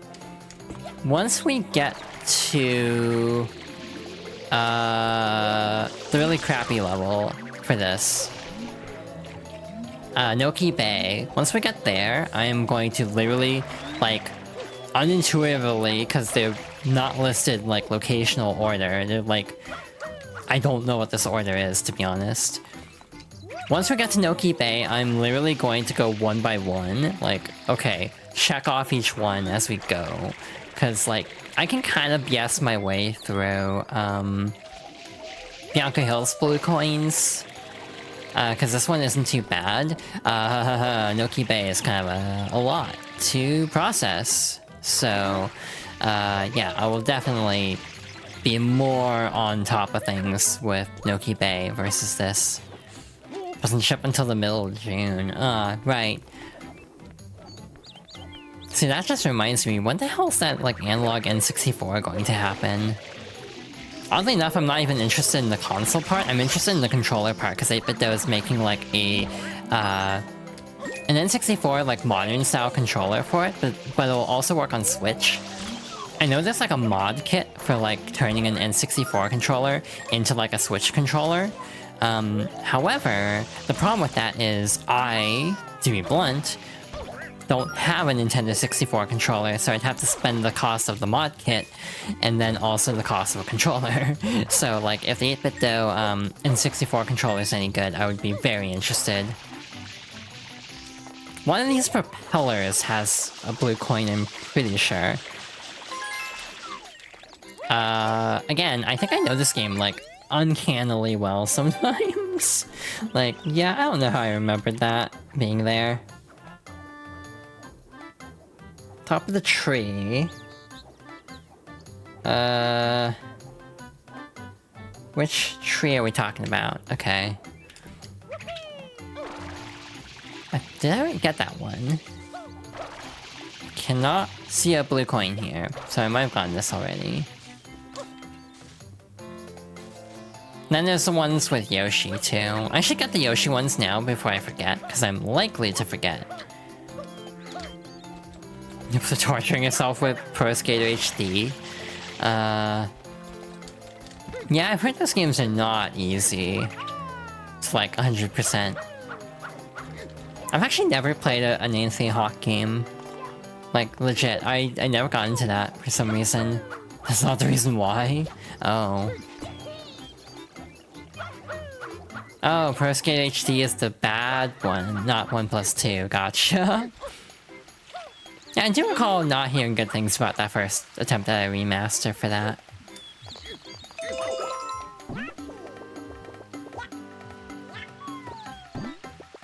There's the M up there. There's a lot of blue coins up there, actually. That's where most of them are gonna be, by the windmill.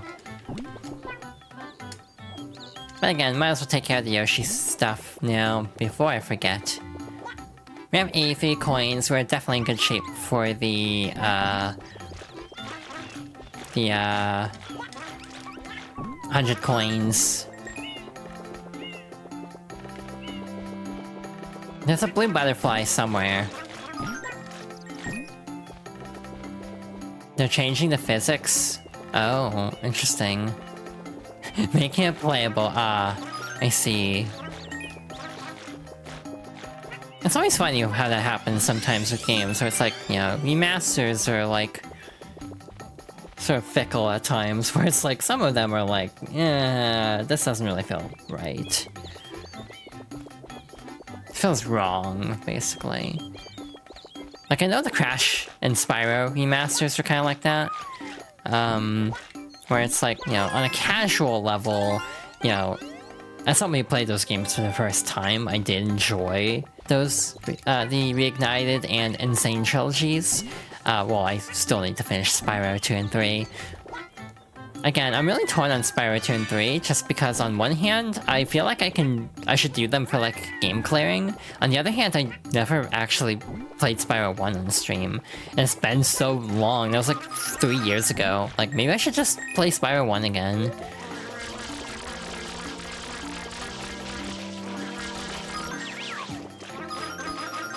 Probably get someone to help out with commentary on that, now that I think about it. Cause I know someone who has played a lot of Spyro 1.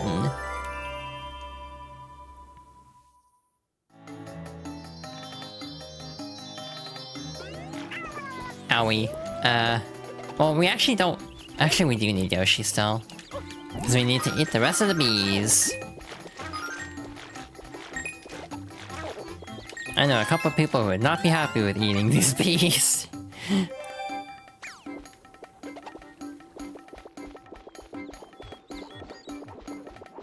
Alright, this is the fun part. Which blue coins are we missing? Oh no. I have screwed myself up royally, haven't I? Game isn't horrible, but it's too slow. See, like, that's kind of how I feel about, like, some Sonic games, where it's just, like... Sometimes you just notice, like, sharp differences in physics between games of the same engine, and it's, like, really jarring sometimes.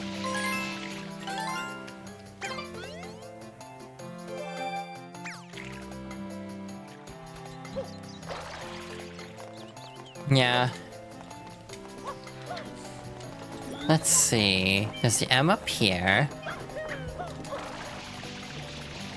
There's one on top of the windmill. There's one with the pokey on the ledge nearby. Yeah. Like, Frontiers even has that problem for me. Like, I just think Frontiers' like, cyberspace physics are so bad compared to, like, actual generations, that going through generation stages with those physics is, like, the most frustrating experience. It just feels awful to play some of these stages.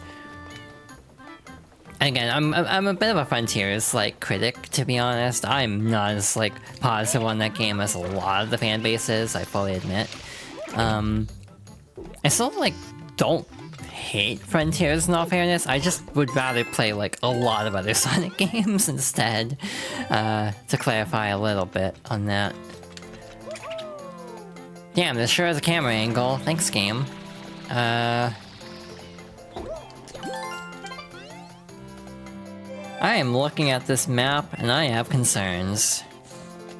No one's calling you out for saying the cyberspace physics are bad, because they are. Yeah. That's like the coldest take in the book. Yeah, the homing attack momentum is the weirdest change, and again, there's just a lot of, like, little things that are like, but why though? I will say it is a lot better in Shadow. I think it's placebo, though. I'm not even gonna lie. I straight up think there's a placebo aspect to Shadow's gameplay, just because they mask it better. Like with Sonic, it's not masked very well. With Frontiers, it's like super obvious. With Shadow, because he's like teleporting in, the animation and lag doesn't feel as bad. But again, I may just be coping because I actually like Shadow Generations.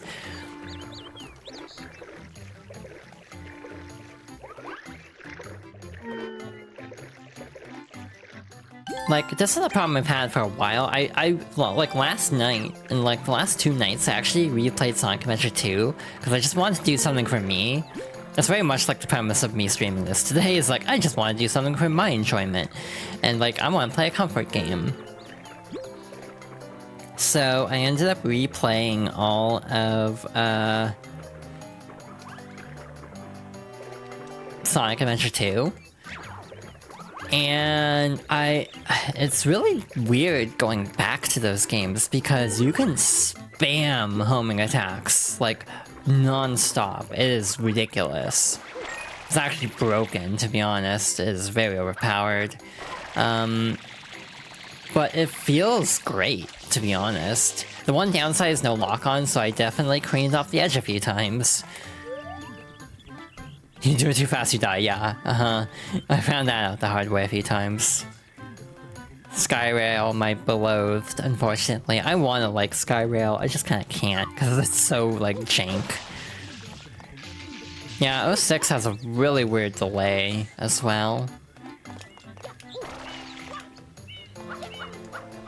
I swear I meant to look up a recomp the other day, speaking of which. I want to say like Lego Island got a recomp, I meant to look into that, but I may be misremembering. Ah, I missed that one, didn't I? Okay. Well, that's one, but then we're still missing another. Speaking of compiled ports, ooh.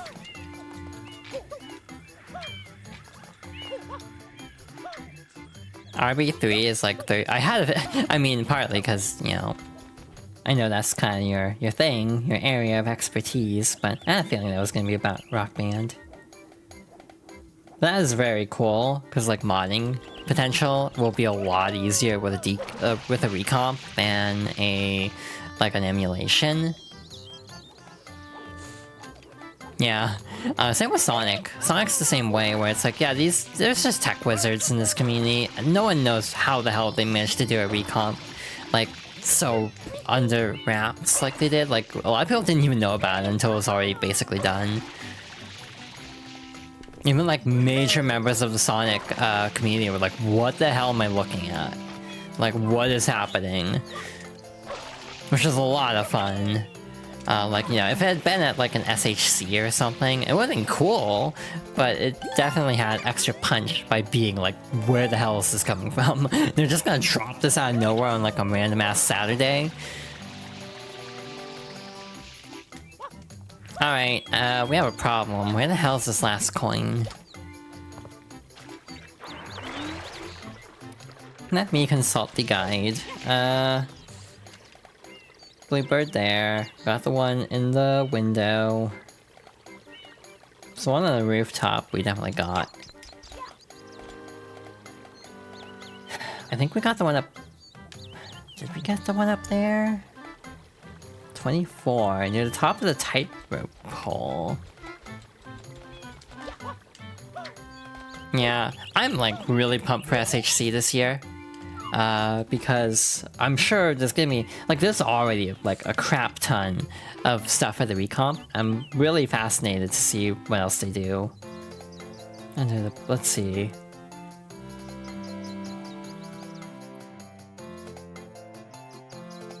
Scribble them on the windmill. Definitely got that one. That one for sure. 3. Top of the tree. Oh, I'm dumb. I think I got it. You need to spray the top of the tree. I just stood there. It's like, oops. If Unleashed Recompiled gets nominated for Game of the Year, I'm gonna scream. I mean, I don't know if that would count, especially because it's not like an official work. However, the amount of effort put in is impeccable. Yeah, I think you just have to spray the top of the tree. Yep. I was just being a little silly. That's on me. Alright, we're done with Bianca Hills now. It only took 2 hours. This is gonna be a long playthrough, isn't it? Shadow Air Tree can be nominated. What's stopping them? Sega cease and desists, potentially. I feel it could be an issue. I don't know if Sega would C&D it. Just because it does require you to have the game yourself. Quote unquote, have the game yourself.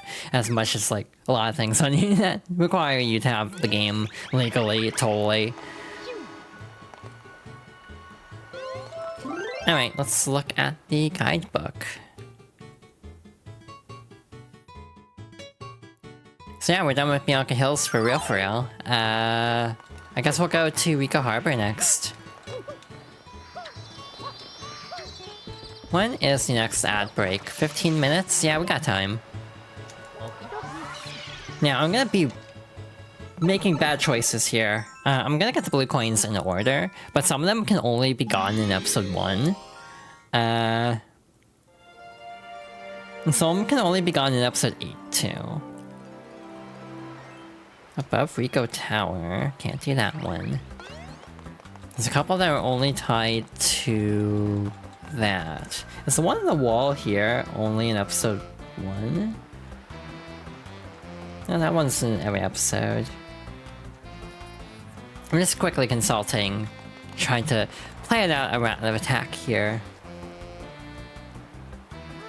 I don't even see the number 1 anywhere.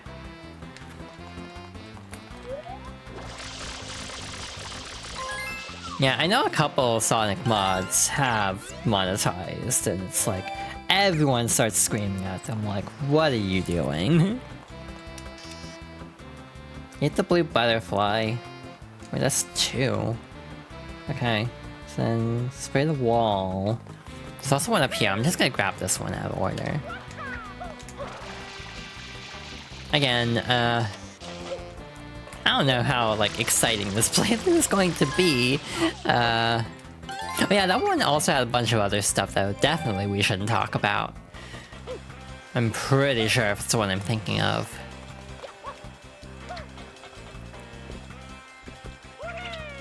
The one on the bottom of the deck is also only in this episode, I think.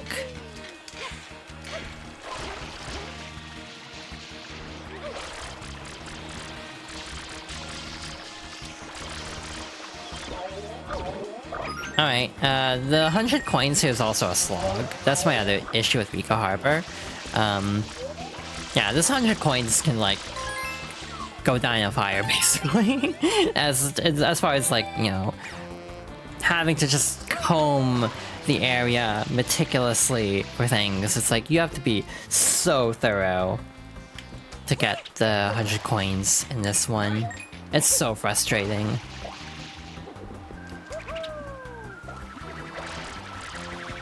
Again, very scattershot, but hope it doesn't bite me in the ass later.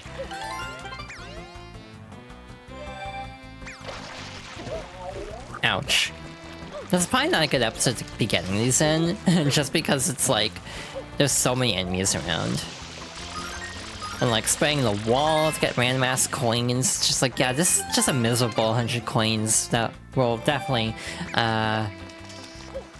get to experience before too long. Alright, there's also a really annoying, like, linked one here, where it's like... It's very precise, like, you don't get much time to get this. There's also one tied to a yellow submarine, Beetle's Intensify. But it's only in this episode, because it's, like, submerged, I think. Shoot the propeller to raise the submarine. Scribbled M on the ground under the slime. That should be the one we got by the tower, right? Yeah. So the only other one specific to episode 1 is over here. This is the funny part about me playing Sunshine is I will be very like harsh about some levels. Like, yeah, this level can like heck off, basically. I'll just be very blunt about it.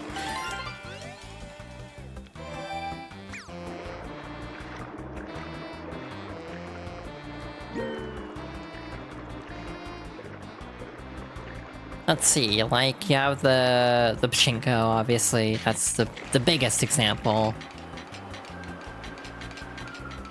Of levels I am not a fan of. Okay. I forgot. I don't go this route unless I'm trying to look for things. So I totally forgot where to go here. One other interesting thing about, like, Sunshine, and also Galaxy 2, is the concept of leitmotifs. I don't know if I'm saying that correctly. But, like, the idea of basically having, like, recurring aspects of songs, just a bit peppered it out throughout the soundtrack. So, like, you have a lot of, like, central melodies in Sunshine and Galaxy 2, both. Like, the main theme is, like, mixed into the central melodies of both games in a way that's, like, really cool in some ways. It also leads to less soundtrack variety. It's, like, kind of a mixed feeling, honestly, just because it does cause the soundtrack to sound a little bit more samey, just because you are hearing the same, like, core melody so much. But again, that's not like a huge gripe. I do like when games have motifs like that.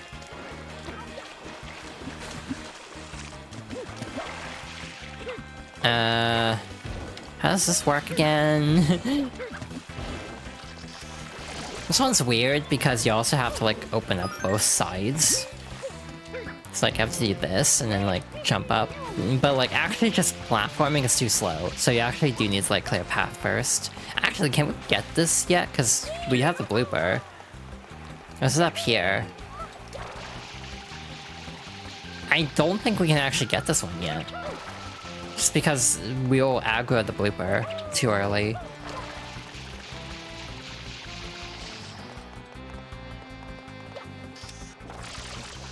Unless we can... Well, we're not really trapped in an arena or anything. We can just go back. It's like, I'm just overthinking this, aren't I? Well, might as well aggro. So we have to, like, pull on this little tentacle, as you do, and just yank it off like that. Very violent if you think about it. Just like this blooper's just chilling. You're just, like, tearing its leg off. Fun story, or like fun tidbit about this fight. You're like intended to like get rid of all the tentacles first. You really don't have to. Like if you aggro him like this, you have enough time to actually just do this. And I recommend it personally because it's a lot faster. And I recommend beating this boss quickly because you have to do this fight like 3 times. So yeah, any way to speed this up is welcome in my book.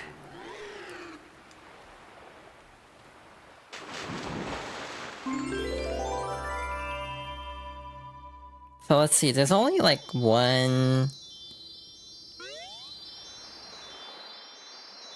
2... It's really only 2? I thought there were 2 blue coins in episode 2. That's weird.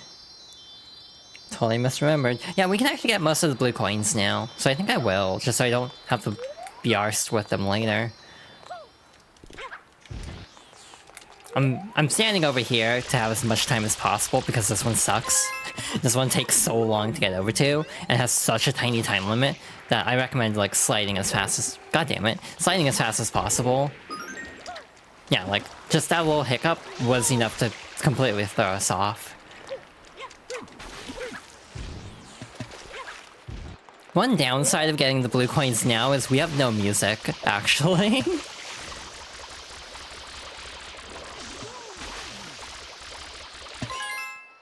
Yeah, we'll have no music for the rest of this, because of the boss music overriding.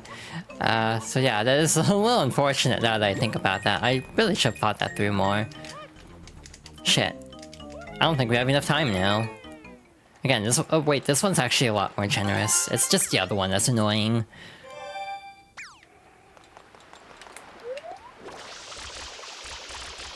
So yeah, I hope everyone's been having a good day today. Hope everyone's looking forward to the events of the week. I am cautiously optimistic, but again, like I've said before, I'm not like really anticipating anything. I don't have any like big asks for the Switch 2 presentation. I just wanted to have something that catches my eye, but I don't really think I have anything specific I want to catch my eye. Besides, we have ads coming up anyway, so blue coins is a good activity for this.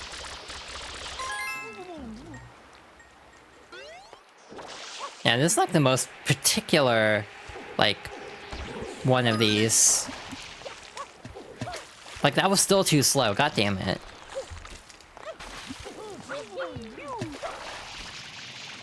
I'm gonna get rid of this blooper. It's just getting in the way. One other thing I'm not really highlighting for the sake of time, because like, this playthrough is gonna be plenty long as is. There's a lot of flavor text in this game. Like, the Piantas and, like, denizens of Isle Delfino have a lot to say. And, like, it changes by episode. I'm just gonna give up on that. There's no point in even trying. Right, it's not Y in this version. That also isn't Y, that's X.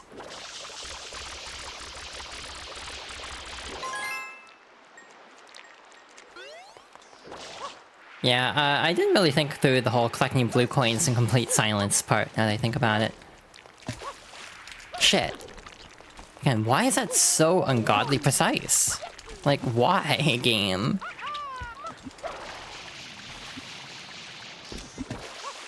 I need to refill. Again, all this time before the ad break might just be getting this one blue coin. Not even kidding, it might take 5 minutes.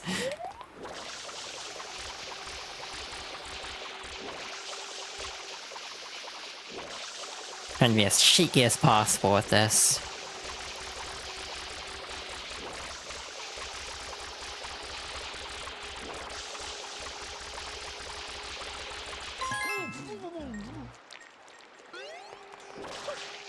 It should give me plenty of time to get over there, as long as I don't frick it up. There we go. Again, that's like so precise. There should be another one that actually isn't obtainable in this level, which is one above the Rico Tower, which we need the rocket nozzle for, and you can't get it in this level, I'm pretty sure.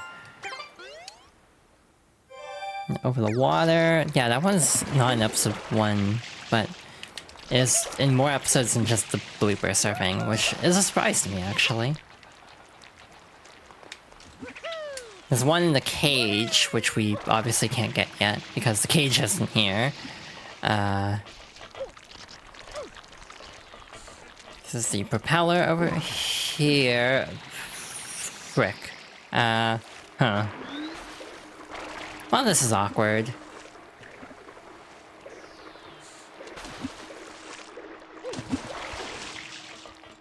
I feel like I'm really starting to get the sense I overestimate my abilities at this game.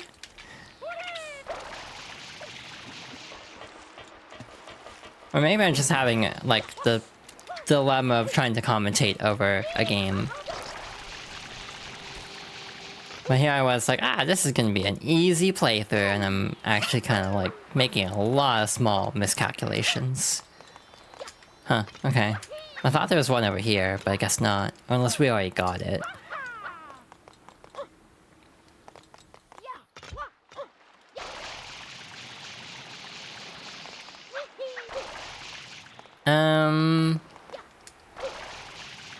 Yeah, what would be the best way to get that one? Probably up here. Just don't fall. Take my time. I say as I'm rushing. There's also one over here you have to drop for. You can also use the rocket nozzle, which is obviously a little bit more convenient, but obviously also requires the rocket nozzle, which we don't have. That's number 20 here. It's the one underwater. So yeah, we already got that one. There we go.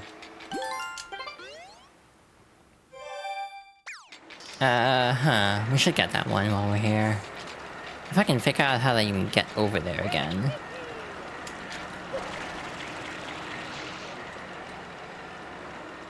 I'm gonna do something silly. I don't know if this will work, but we'll find out. Yeah, it works. Nice. A lot of this is just me like randomly throwing stuff at the wall and seeing what sticks. It's like, I don't know if this is gonna actually like work the way I hope it does, but here's hoping. Case in point, jumping into the wild blue yonder. 17. Of course we end up with 17 coins at the end of this.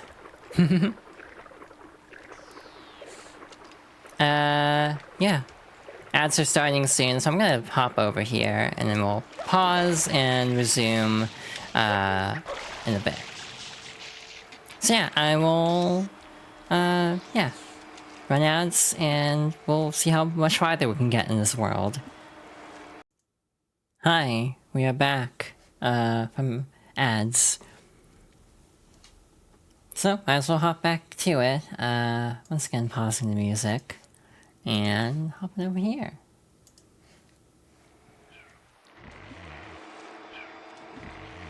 What's the tracking like?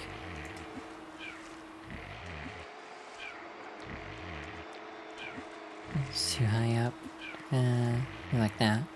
That should be better. Alright. Huh. So... how many coins did we get? Like 17, 18, something in there?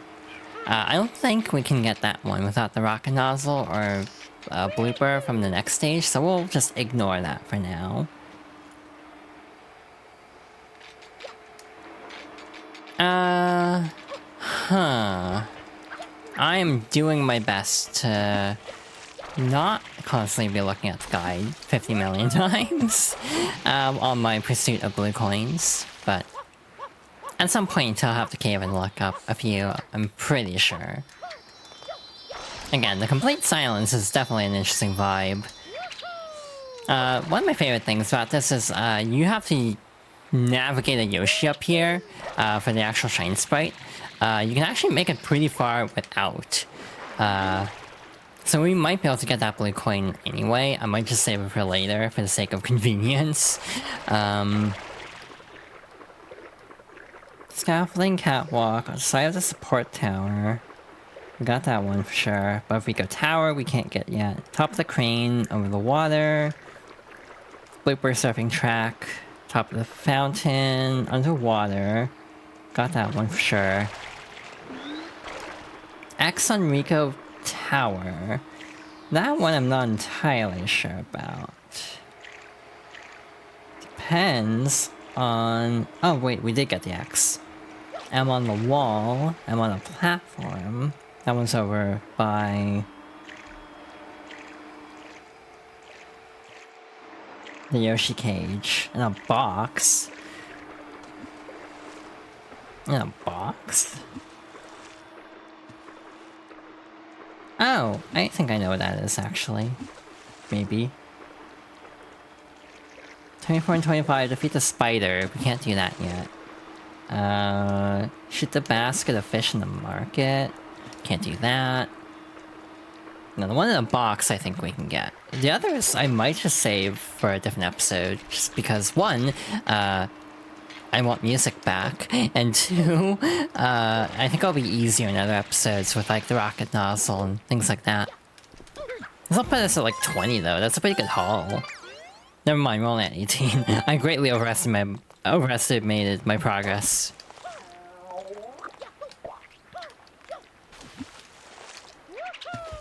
I could have sworn there was another M somewhere.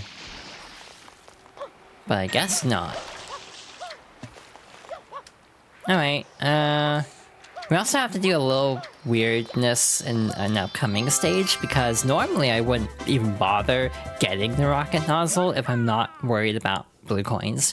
You don't need the rocket nozzle in this stage if you're just playing it straight through, because the rocket nozzle is basically only for like blue coins, in my opinion. Because the actual blue coin, or the actual Shine Sprite that's supposed to require it, doesn't actually require it. You can get it another way, and I'll try to show it off because it's cool. But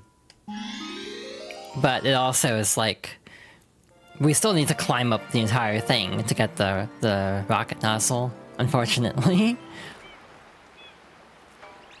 Alright, so this is fun. This is the blooper surfing challenge. This one controls interestingly. Green, slow, yellow's medium, and pink is fast. But you also get better jump height, so I'm specifically picking pink because I'm trying to get this coin. I'm going to die in the process. I just remembered one of the shiny sprites here, and I'm filled with dread.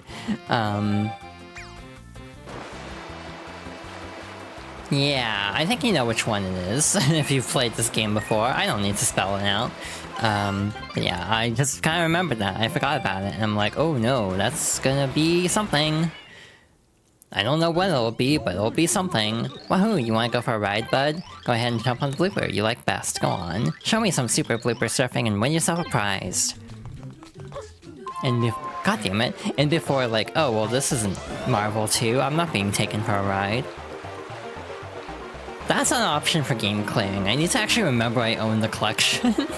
Because I kind of forget sometimes I own that collection. I don't know how easy or hard that would be. I'd also probably play on like 0-star difficulty. Just because I will get bodied otherwise. I'll get bodied anyway. More likely than not. Like, you know, if we're being honest, if I'm being honest with myself, it's like, I'm not that good at Capcom fighting games. I will get destroyed.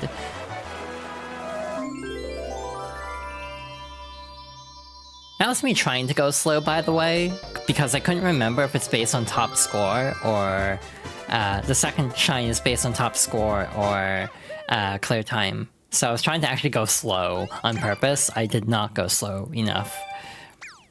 I was trying to get over 40 seconds, just to be on the safe side, but I screwed up. It's like, I screwed up by doing too well at this. Feels very backwards in a way. Anyway, we have to do this again.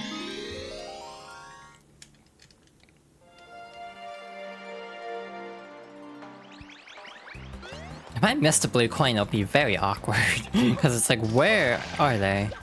Not that good at fighting games in general. See, like, my thing is, I think I'm good at some.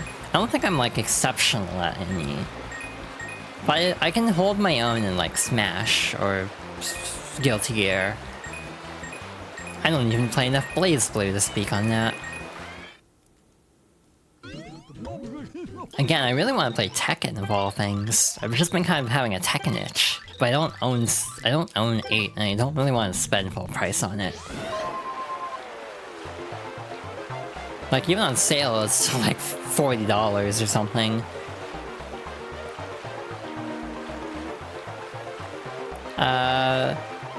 The Nintendo Power Guide says don't pick the pink one for this, because it's so fast you don't have as good of control. I don't make good life choices sometimes. That was almost a collision. Yeah, you can jump these little medians to save yourself a little bit of time. I definitely should not have lived there. I definitely should have perished a couple of times in that course, but hey, we made it. With plenty of time to spare, if my count is correct. Neat. There's only one secret stage. Basically, if there's 2 secret stages, both of the bonus shine sprites will be secrets. Otherwise, if there's only one, you'll have some bonus shine that's like gone some other way.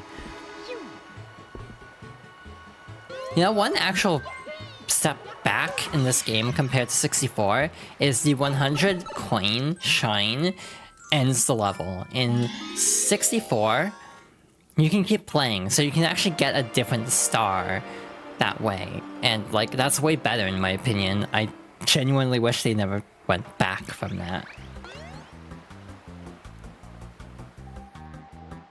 Oh, is that only in the later episodes? Gotcha. That's episode 6 onwards? Oh, because it's saying to use the turbo nozzle. Well, I guess I'm just goated, I guess. Because it's like, oh yeah, you need the turbo nozzle for this, so I got it anyway. It's like, no wonder I was bashing my head against this wall for so long, as I was not supposed to get that now. That explains so much.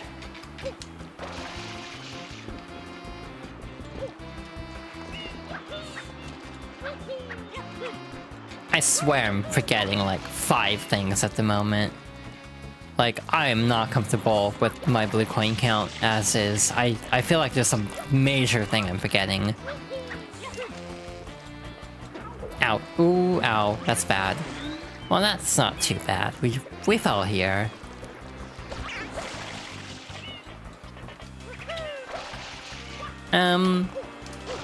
Like, I used to play Marvel 3 a little bit. It actually made me a little bit dizzy or disoriented because of all the flashing lights. Like, Marvel's a very, like, busy game visually, and so it definitely kind of made my head spin a little bit when I played Marvel 3. I'm realizing in a lot of ways my reflexes are not what they used to be.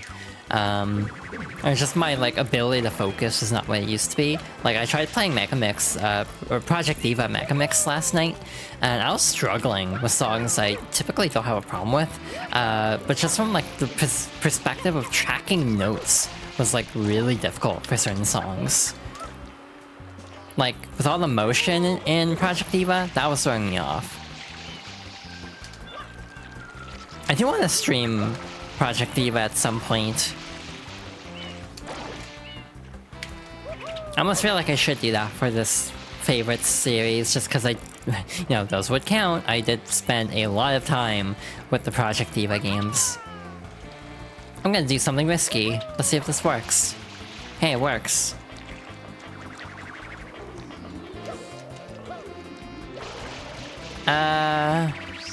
Wait, actually, what else do we need the rocket nozzle for? Now that I'm thinking about it, it's only like 1 blue coin above Rico Tower, right? Yeah. Okay, so we can move on. Oh, well, that was almost disastrous. That was disastrous, okay. But hey, I can show off you can just cheese this level.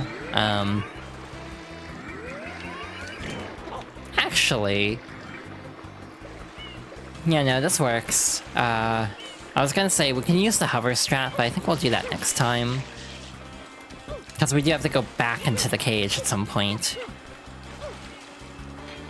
But yeah, fun story. As a kid, I did not know you were supposed to climb all the way to the top and then jump off the trampoline inside the cage. What I would do is, I would go all the way to the top where we got the rocket nozzle, and then just do this. I forgot they made B talk in this version. You see the shine spread up there inside the cage? I found it first. Pretty cool, huh? Wahahaha. Now how in the world can I get up there? Well, you see, you can just do this. This is definitely one of those levels where it's like, I don't think they thought this through very well. Like, if you fall down, it's just easier to do this and finish it the intended way. But again, there is another strat to getting in there, and I do want to show that off.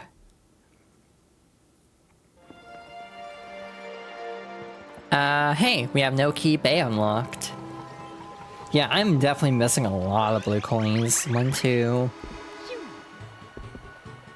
Yeah, we have some problems here, I think. This is very awkward. So I'll have to do a bit of a count in a bit. Ah, hi Lego. Thank you again, and thank you for the stretch break. Ow.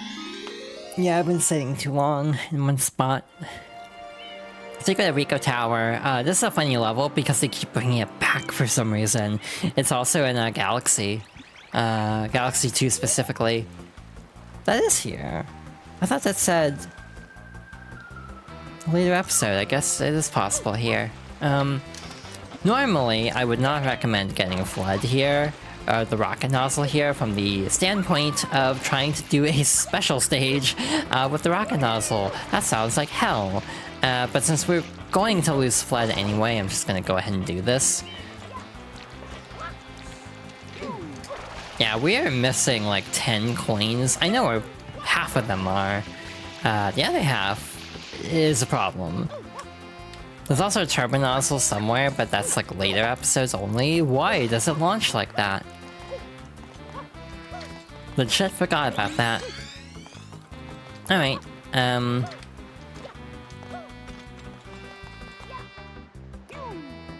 so now we want to go over here and launch up.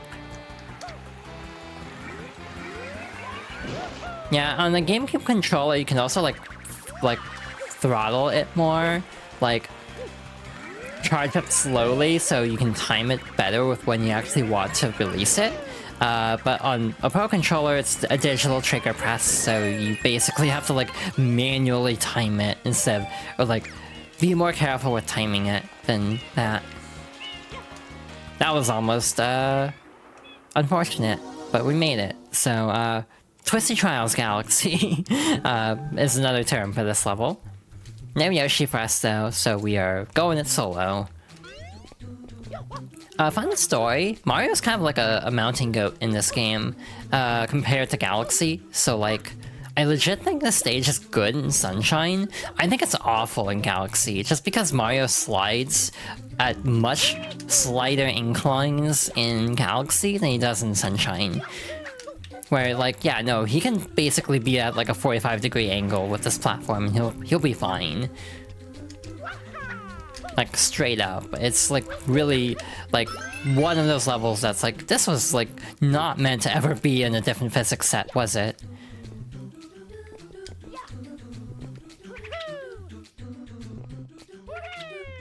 But again, we'll cross that bridge someday. I don't know what I'll do with Galaxy 2. I love Galaxy 2, but I don't think it really is at the same level of Galaxy 1 to the point where I don't know if it would be like a stream favorite thing. I'd almost consider making it an incentive game. Partly because Perfect Run is a thing. Almost botched that jump, I think. But as I was saying, like, because the Perfect Run is so notoriously difficult, I feel like I would make Galaxy 2 an incentive game. I might have already and forgotten, actually. I forget what my incentives are for, like, donation goals.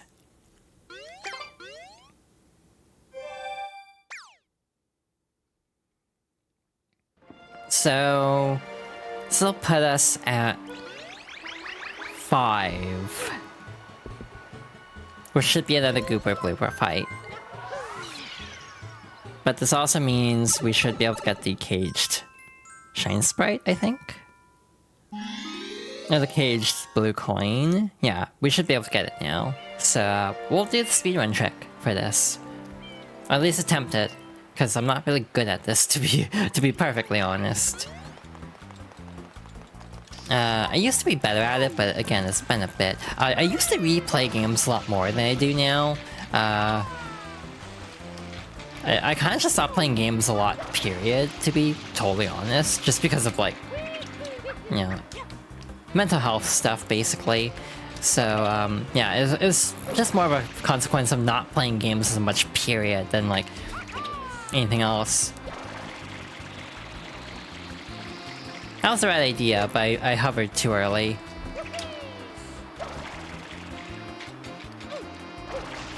Yeah, the 100 coins is gonna be a very, like, podcasty part of this stream, which we'll probably get to tonight, you know.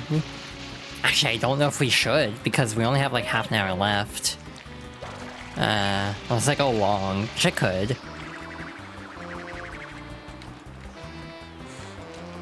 Yeah, we might just try to finish up Eco Harbor, which I'm sure I will not regret, like, committing to that whatsoever. I think actually you're supposed to jump from here. Yeah, barely too low. But that is a better angle. Yeah, my mental health still isn't, you know, great. I'll be blunt. But I do think it's better than it used to be. Just in the last year, like, you know, starting HRT and everything has helped a lot, I think. Like, head clarity.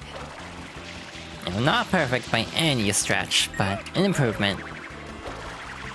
God damn it, I was too early again. Again, I used to be really good at this. At this point, it'll be faster to just get the rocket nozzle, which we need anyway for this Shine Sprite.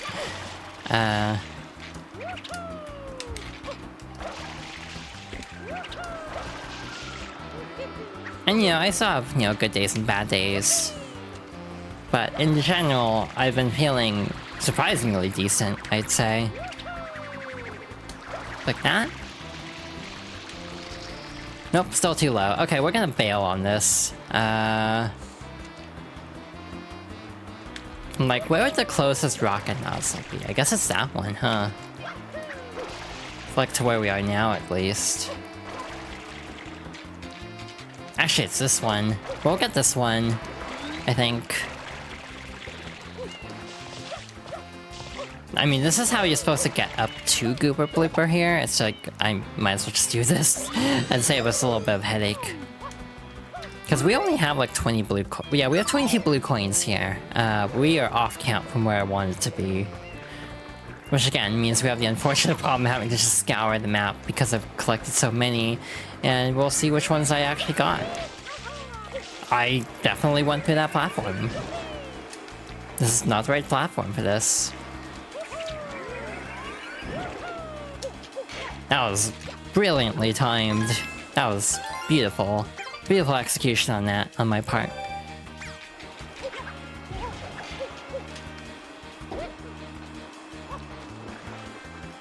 You try me, like, you know... I've been botching a lot of the tricks I've been wanting to do, so it's like when I do something cool, I'm like, yeah, hell yeah. It actually worked.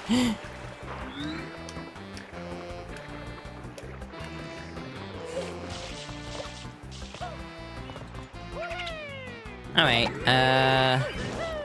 so send us to the boss fight.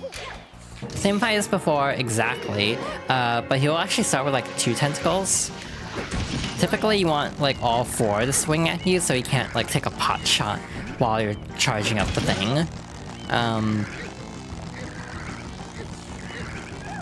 As soon as he makes a sound, you can let go. You don't have to actually wait for the animation to auto-finish, which is also a very helpful tip. Because yeah, you will auto-release eventually, but you can't just release as soon as like he starts struggling like that. This cutscene always looks really goofy to me because he just goes through the ground. Like even Kid Me was like, that's just very silly looking.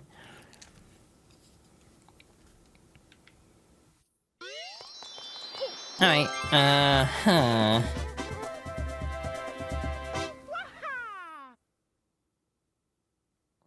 Everything else should be obtainable in episode 8. So, once we get to episode 8, we'll do a scan of everything. Actually, we're already getting close. We're on episode 6 now. This episode sucks, by the way. This might take a couple tries. So, I have a couple bits of advice here. Step number 1, pick a blooper at the center of the dock. Do not pick a blooper off to the side. It will make sense later. Like, legit, this is the #1 piece of advice I can give for this stage, is do not pick the bloopers on the edge. Obviously, green is good, collect 8 coins. Green is good because it's a little bit, like, slower, so you can have better control. And there's nothing here that requires, like, jumping, like, super high, so... The increased control is the better trade-off of the two. Or the, like, reduced speed and jump height is the better trade-off of the two, I would say, than, like, losing control for that. There's one jump. I'm always a little bit scared by this, but... Piece of cake. And then thread this little needle over here. And... I am completely off rhythm, okay. But I know what to do, so... Just gotta... be careful. This is not what I call being careful, but it'll work. I'm going to approach from this side. I think I'll be safer. Because I'm like, I'm gonna hit the pole after the cutscene if I get it from the other side, aren't I? Yeah, I almost hit the pole anyway. Okay. So yeah, if you actually pick up blooper on the edge, when you're actually jumping onto the dock, you can land on another blooper and have to, like, go all the way around again. And like, oh, that's bad. Any hit here will kill you, by the way. So be mindful of that. Okay. Nice. Only mild fear.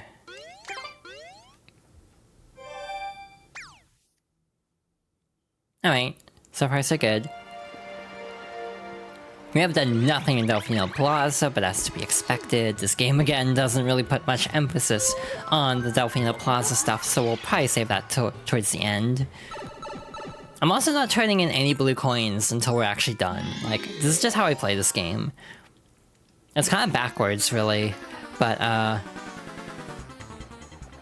kind of prefer to trade in all the blue coins at the end. Again, you can manually track them all on the map screen. It says, like, the current number you have, and each world has 30, except the final one and the Delfino Plaza, but both of those together add up to 30.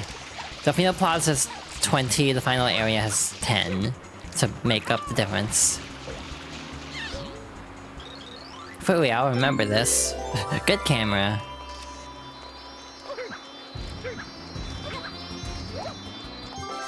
Yeah, we're gonna have a time looking for these last blue coins, I can already tell.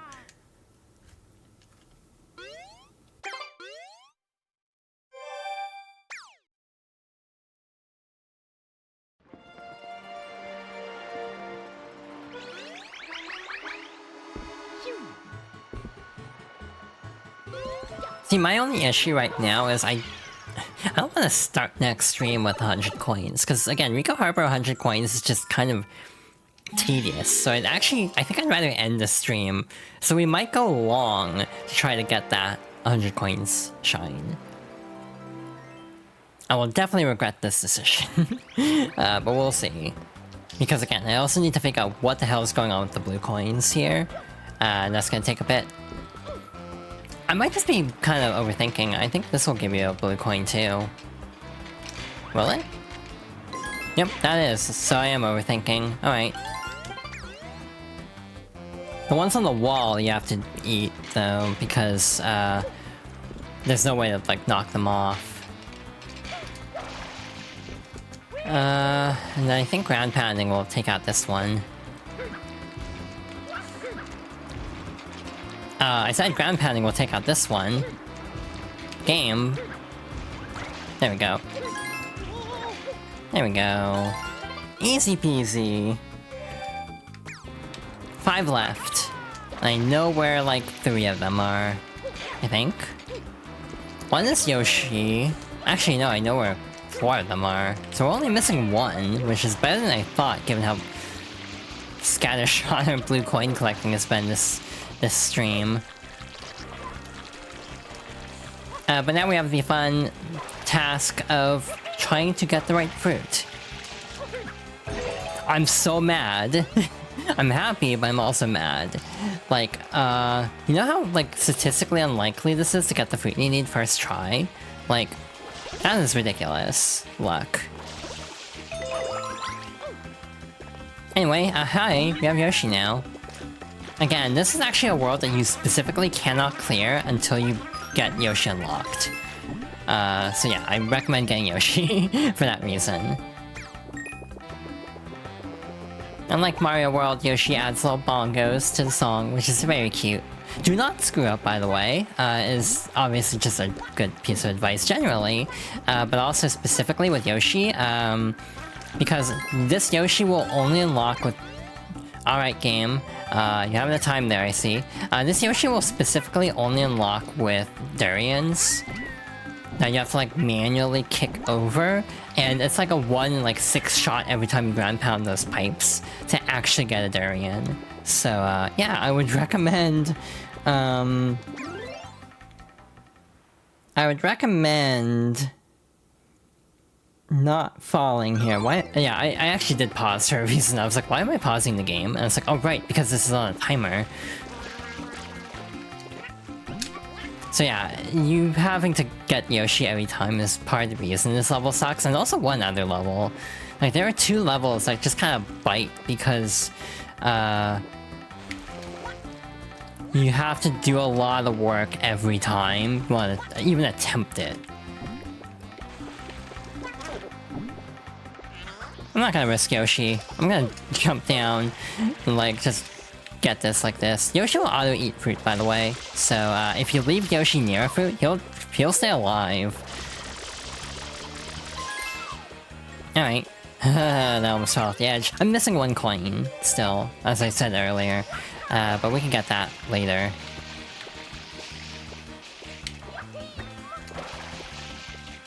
By the way, another thing I really love about this game is how every part of the world is connected. So for example, from here, there's a pipe over there. That one is near Delfino Plaza. You can see Peanut Park over there. In general, this entire world is interconnected, so like you can see different levels from where you currently are. And that's just such a cool detail to me.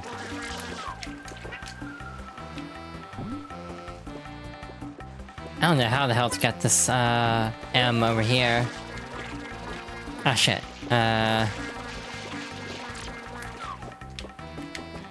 Yoshi can't side flip, by the way. You have to go for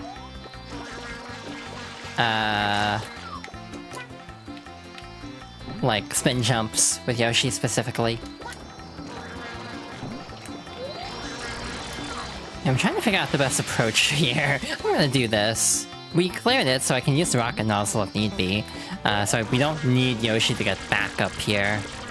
So now that the actual scary part's done, we can just take more risks like that. Yeah, and you can actually see the plaza in full view now.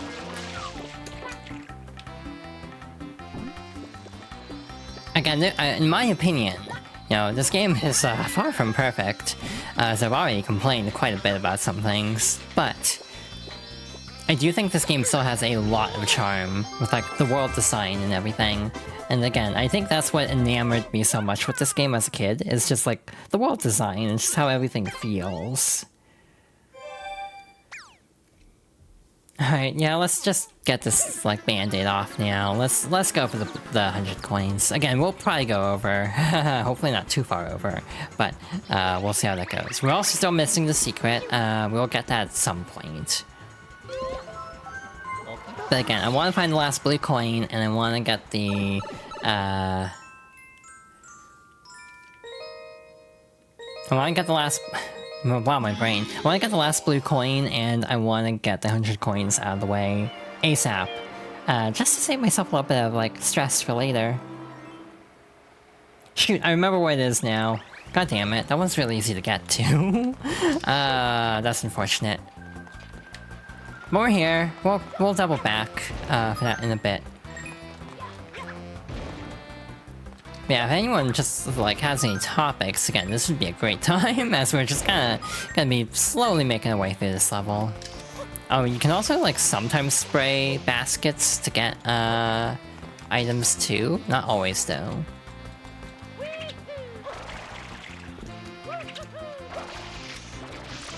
I'm trying to think. Where can we get coins? Easily. And sometimes just spraying this wall will give you stuff too. So again, very specific strat, but hey, a coin's a coin. Yeah, that was a solid like 5 or 6 coins right there. Some of them just have really tight requirements too. Like this one doesn't have that many coins. I would love to see a breakdown of that. Like which stages have how many coins, just because it doesn't feel like some of these have very many. So again, something I'd legit be curious to see.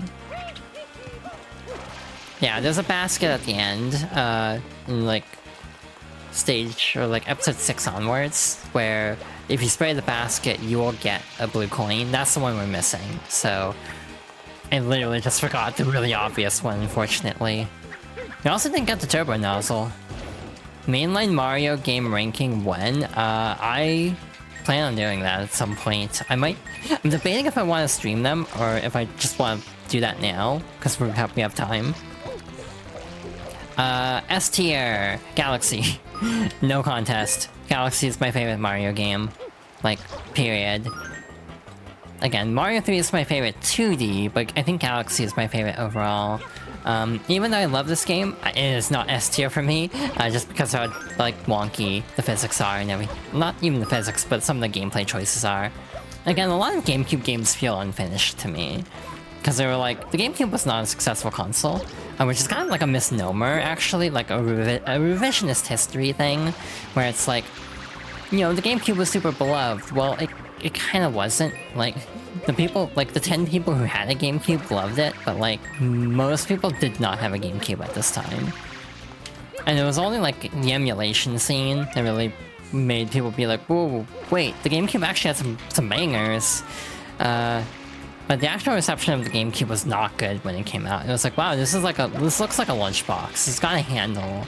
Like, it just looks kiddie. It looks dumb. So like, it is kind of like a revisionist history thing that the GameCube was like super cool and like hot in demand. It's only in demand now because the retro gaming scene is like imploded since COVID.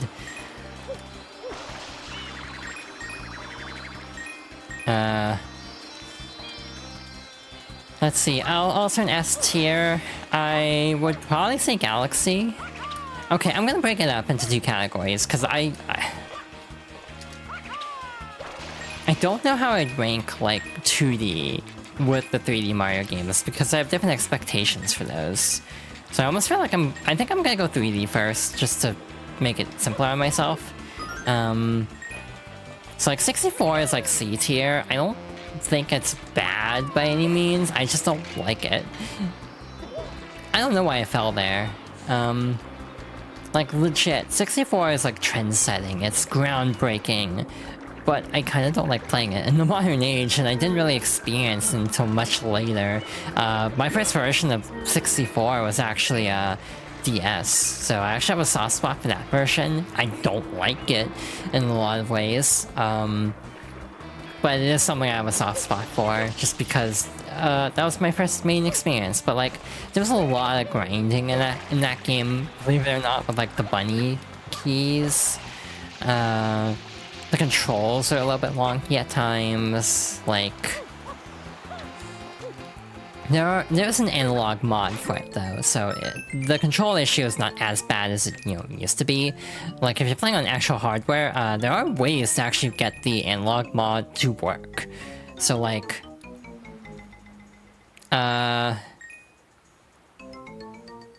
if you have like the virtual console version of the game on like Wii U, there's literally like, to like Wii U homebrew, you can literally patch the virtual console version to have analog, and it sounds good. I haven't ever tried it though, so I can't vouch for it, but it definitely seems promising. 64 DS I'd probably put like B tier just because I have nostalgia for it, more so than the main version. Let's see, Sunshine I think would be A tier. Again, I think it does genuinely, as much of a soft spot as I do have for it, it does have some pretty glaring flaws that hold it back.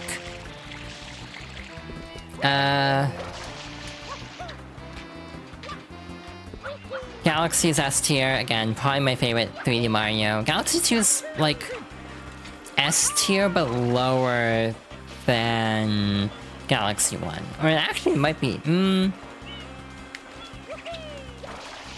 I don't know, Galaxy 2 is so weird, because I think it's a phenomenal game. It's just, it doesn't resonate with me. Like, it just feels kind of like shallow in a way that doesn't quite hit. Hi, you didn't know I was live? Hi, welcome on in. I'm currently going through my ranking of Mario games. So like, yeah, we have like 64 in C tier, like 64 DS in B tier, Sunshine in A tier, hence why we're playing it for this favorite series. Galaxy in S tier. Galaxy 2 is the one I'm really torn on, because it's like, I kind of don't want to put it in S tier. I think I might put it also in A tier, but higher than Sunshine. 3D Land is also like, maybe B tier. I like 3D Land a lot, but it is kind of shallow, I guess. Just by the nature of it being like a 2D, a 3D 2D Mario in overall formatting. It feels a little bit like less intricate and like exciting, I guess. It's a really good like 2D Mario style game, but in 3D. 3D World is like high A tier. Like objectively, probably it should be higher than Sunshine, but I don't know if I'd put it higher than Sunshine.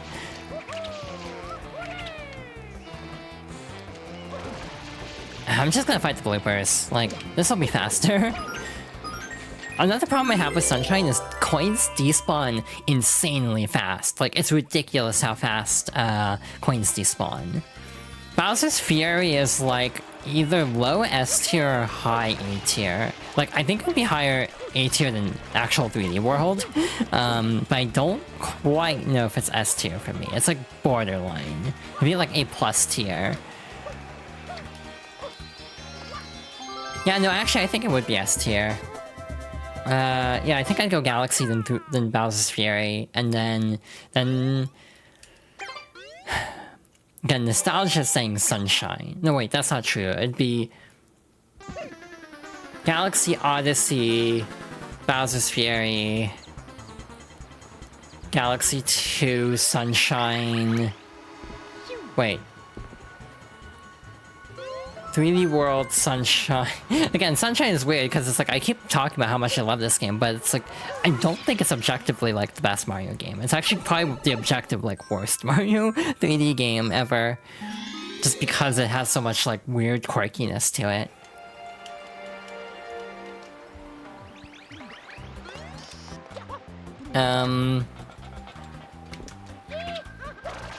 That's basically it for 3D. For 2D, it's like really weird. Like Mario 3, for sure. I actually would probably go Wonder after that. And then, believe it or not, I would probably say Mario... New Super Luigi U would probably be next for me. And then New Super Mario Bros. U, then Mario World...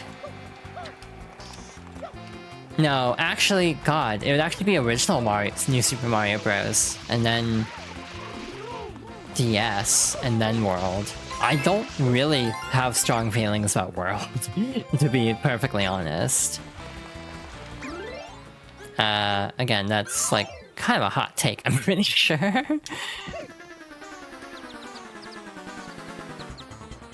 But yeah. We have one shine here. We're gonna grab this really quick. Really quick being potentially subjective, because I don't know how long this will take. This could take a while. I actually don't know if your upgrade carries into the secret stage. So like if you get the rocket nozzle, the mods you have, I'm running the 3D All-Stars version. This is on my Switch.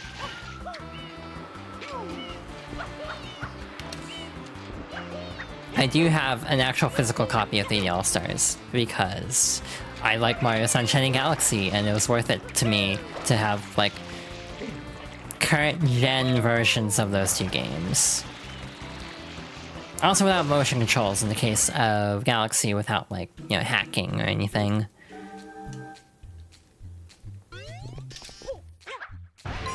Alright,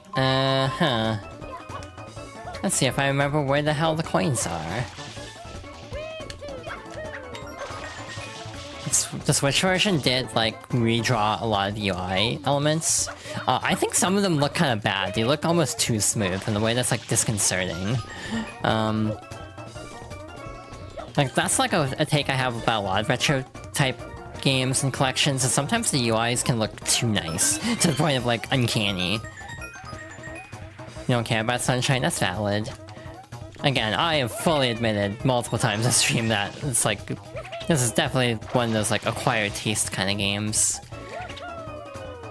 And again, in my case, I just dedicated so much of my childhood to this game that it means a lot to me, and, again, we've had a few, like, rough stages, but in general, it's, I think, why I'm, like, flying through the game as well as I am. I think a lot of people would play this game and, like, suffer, if they tried to play it with, like, modern sensibilities. Or, like, expectations, if that makes sense. Because this game is not easy, it's pretty rough. I'm gonna be honest.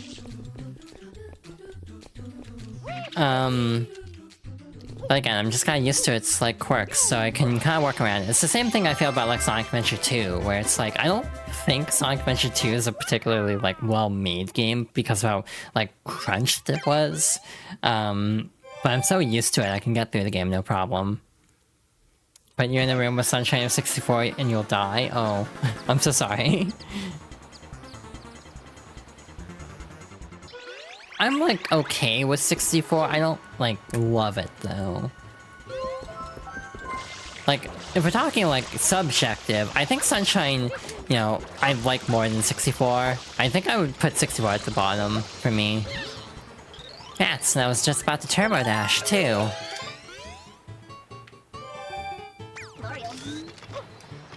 I'm gonna be real, we don't have a lot of time left on this stream. I'm just gonna spend some time... Or should we... See, my problem is, if I don't do this, I'm gonna forget. So I feel like I should just start Gelato.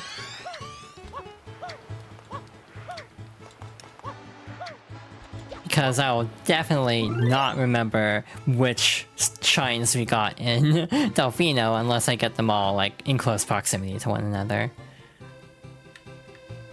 So yeah, that's full cleared, that's full cleared. So yeah, we did 2 full worlds.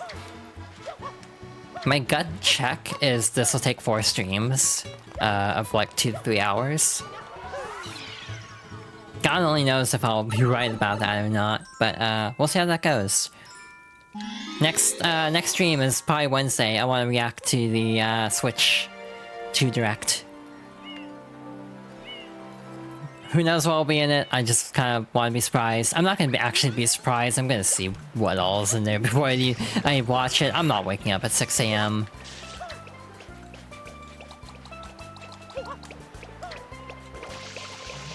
We're gonna have to come back to some of these stages, so I'm not gonna get, like, super, like... I'm not gonna look for blue coins quite yet, just for the sake of time, for one thing, but there are a couple that are, like, only found in the first couple episodes. So that is, you know, good to keep in mind. We got a little Bowser sandcastle. It's cute. I feel like ironically for trans day visibility, I've really, like, slacked on my voice training this stream. I've just kind of talked, like, not really trying to sound super femme. I definitely should have put more effort into that, shouldn't I? Yeah, I never really put, like, too much effort into voice training. Or much before recently at all. This is, like, the easiest secret shine, in my opinion. Like, I don't know what it is, but, like, this just feels easy to me. Like, I just never struggled with this one, and the one thing that is a problem is sometimes if you try to jump, Mario won't, like, jump properly. Like, he'll do that jump, like that. And that can make it hard to grab onto ledges. Oh, yeah, Pat the Esper. But yeah, I get that feeling. For me, it's like, I'm very comfortable with my voice. Again, I've told the story before. But I did try Let's Playing out, like, years ago. And so I'm just kind of, one, used to hearing the sound of my own voice, and 2, used to talking to myself, like, a lot. Which I think is my other, like, odd talent with streaming, is I am very good at talking to myself for extended periods of time about a game. And it helps if it's a game I'm already passionate about, like Mario Sunshine, which, again, is very meaningful to me, so...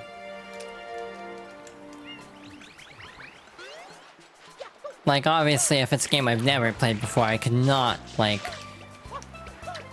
not info dump to the level I have with this playthrough. I shouldn't have done this yet, because we need to come back here anyway for the blue coins. Oh well, we'll just have to make another stop for blue coins later then. It's fine. I might get the Sandbird blue coins first try though, just because I don't want to... Actually, no, it's really annoying to do that. I might just play the stage twice. But that's a problem for future me. Because that is not gonna happen today.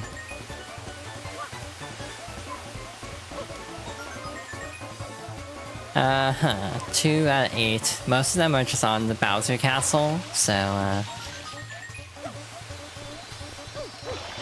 again, the toughest part with this one is just the tight time limit. It's very strict. I think the coins are just kind of like around the... No, not all of them are. I think they're on the horns, actually. Alright, so jump up here. Jump up Superstar.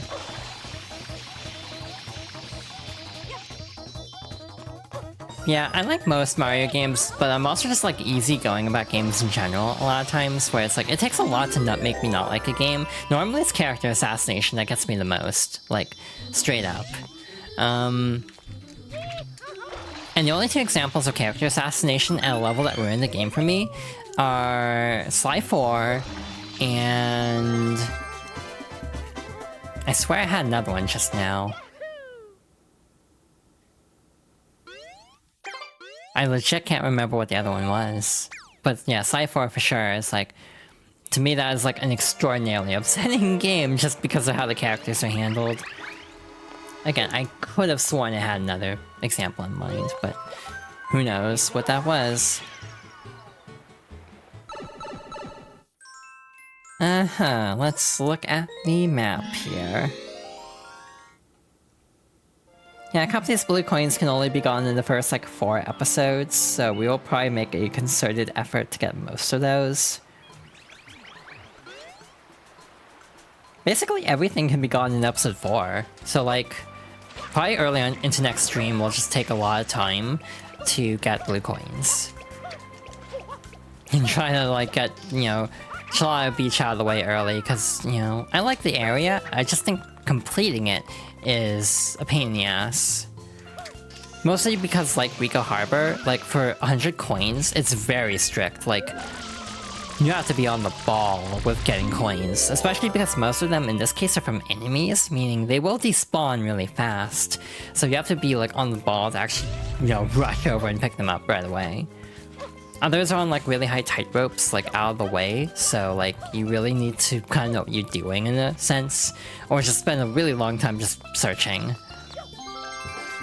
Like, needle in a haystack levels of, like, coin collecting in a way that's just kind of annoying.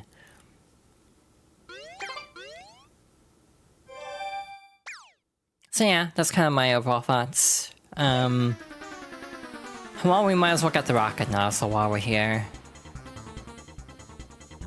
I'm trying to remember if we actually have to finish a stage for it to save or not. I don't think we do. I think we just get to save after. One fun story, there's a 1-up that disappears after a while. Like, you can farm 1-ups in this game. This does not reset your lives when you turn off the game.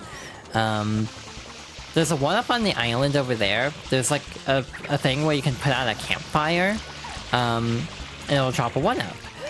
The campfire, like, is not there, post-game. So you have to actually lose out on a potential life grinding spot. It's really weird. This version also does have slowdown, occasionally. To be fair, with how old my GameCube is, I have slowdown on hardware too. Like, some levels will just cause slowdown in games, so it's like, you know, I don't think that's uncommon. You know, there are a lot of, like, water effects and everything, so it's not, like, overly shocking. There we go. Shoot, now it's just about the rocket jump, too. Nice.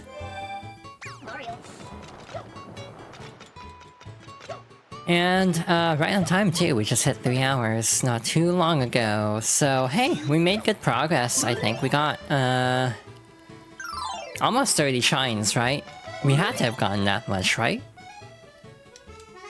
Because we got the rocket now, so we had to have gotten 30. My 4-stream estimate might be generous, actually. Because of how hard the later stages are. It might be 4.5 streams. This might be a long stream series. But it kind of just depends on how coin collecting goes, how a bunch of different things go. Again, the big thing for me right now, in the present, is I should probably look ahead at the blue coins to try to, you know, scope out how to get some of these. Again, some of these are very particular.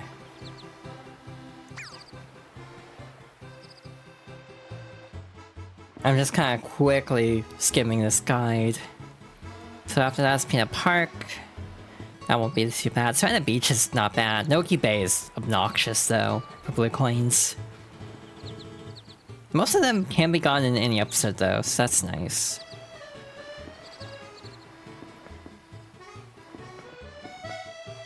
Except 2 in episode 6. Then Pianta Village isn't that bad. But then we have the Delfino Plaza stuff too.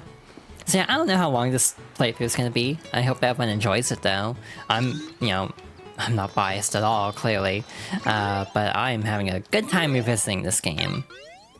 And if you want to actually do the math, we have 36 shines now, because we have 60 blue coins. I just don't like trading them in until the end. Just because I like seeing the number go up really fast.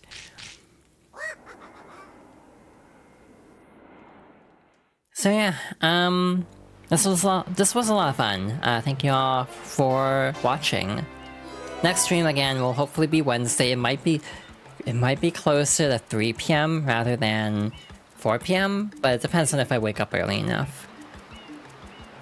And yeah, I might try to add on more streams in the future too, but I need to get back to just 2 streams a week. That's goal number 1, is to start small and build back up. Yeah, I am actually very worn out though, so I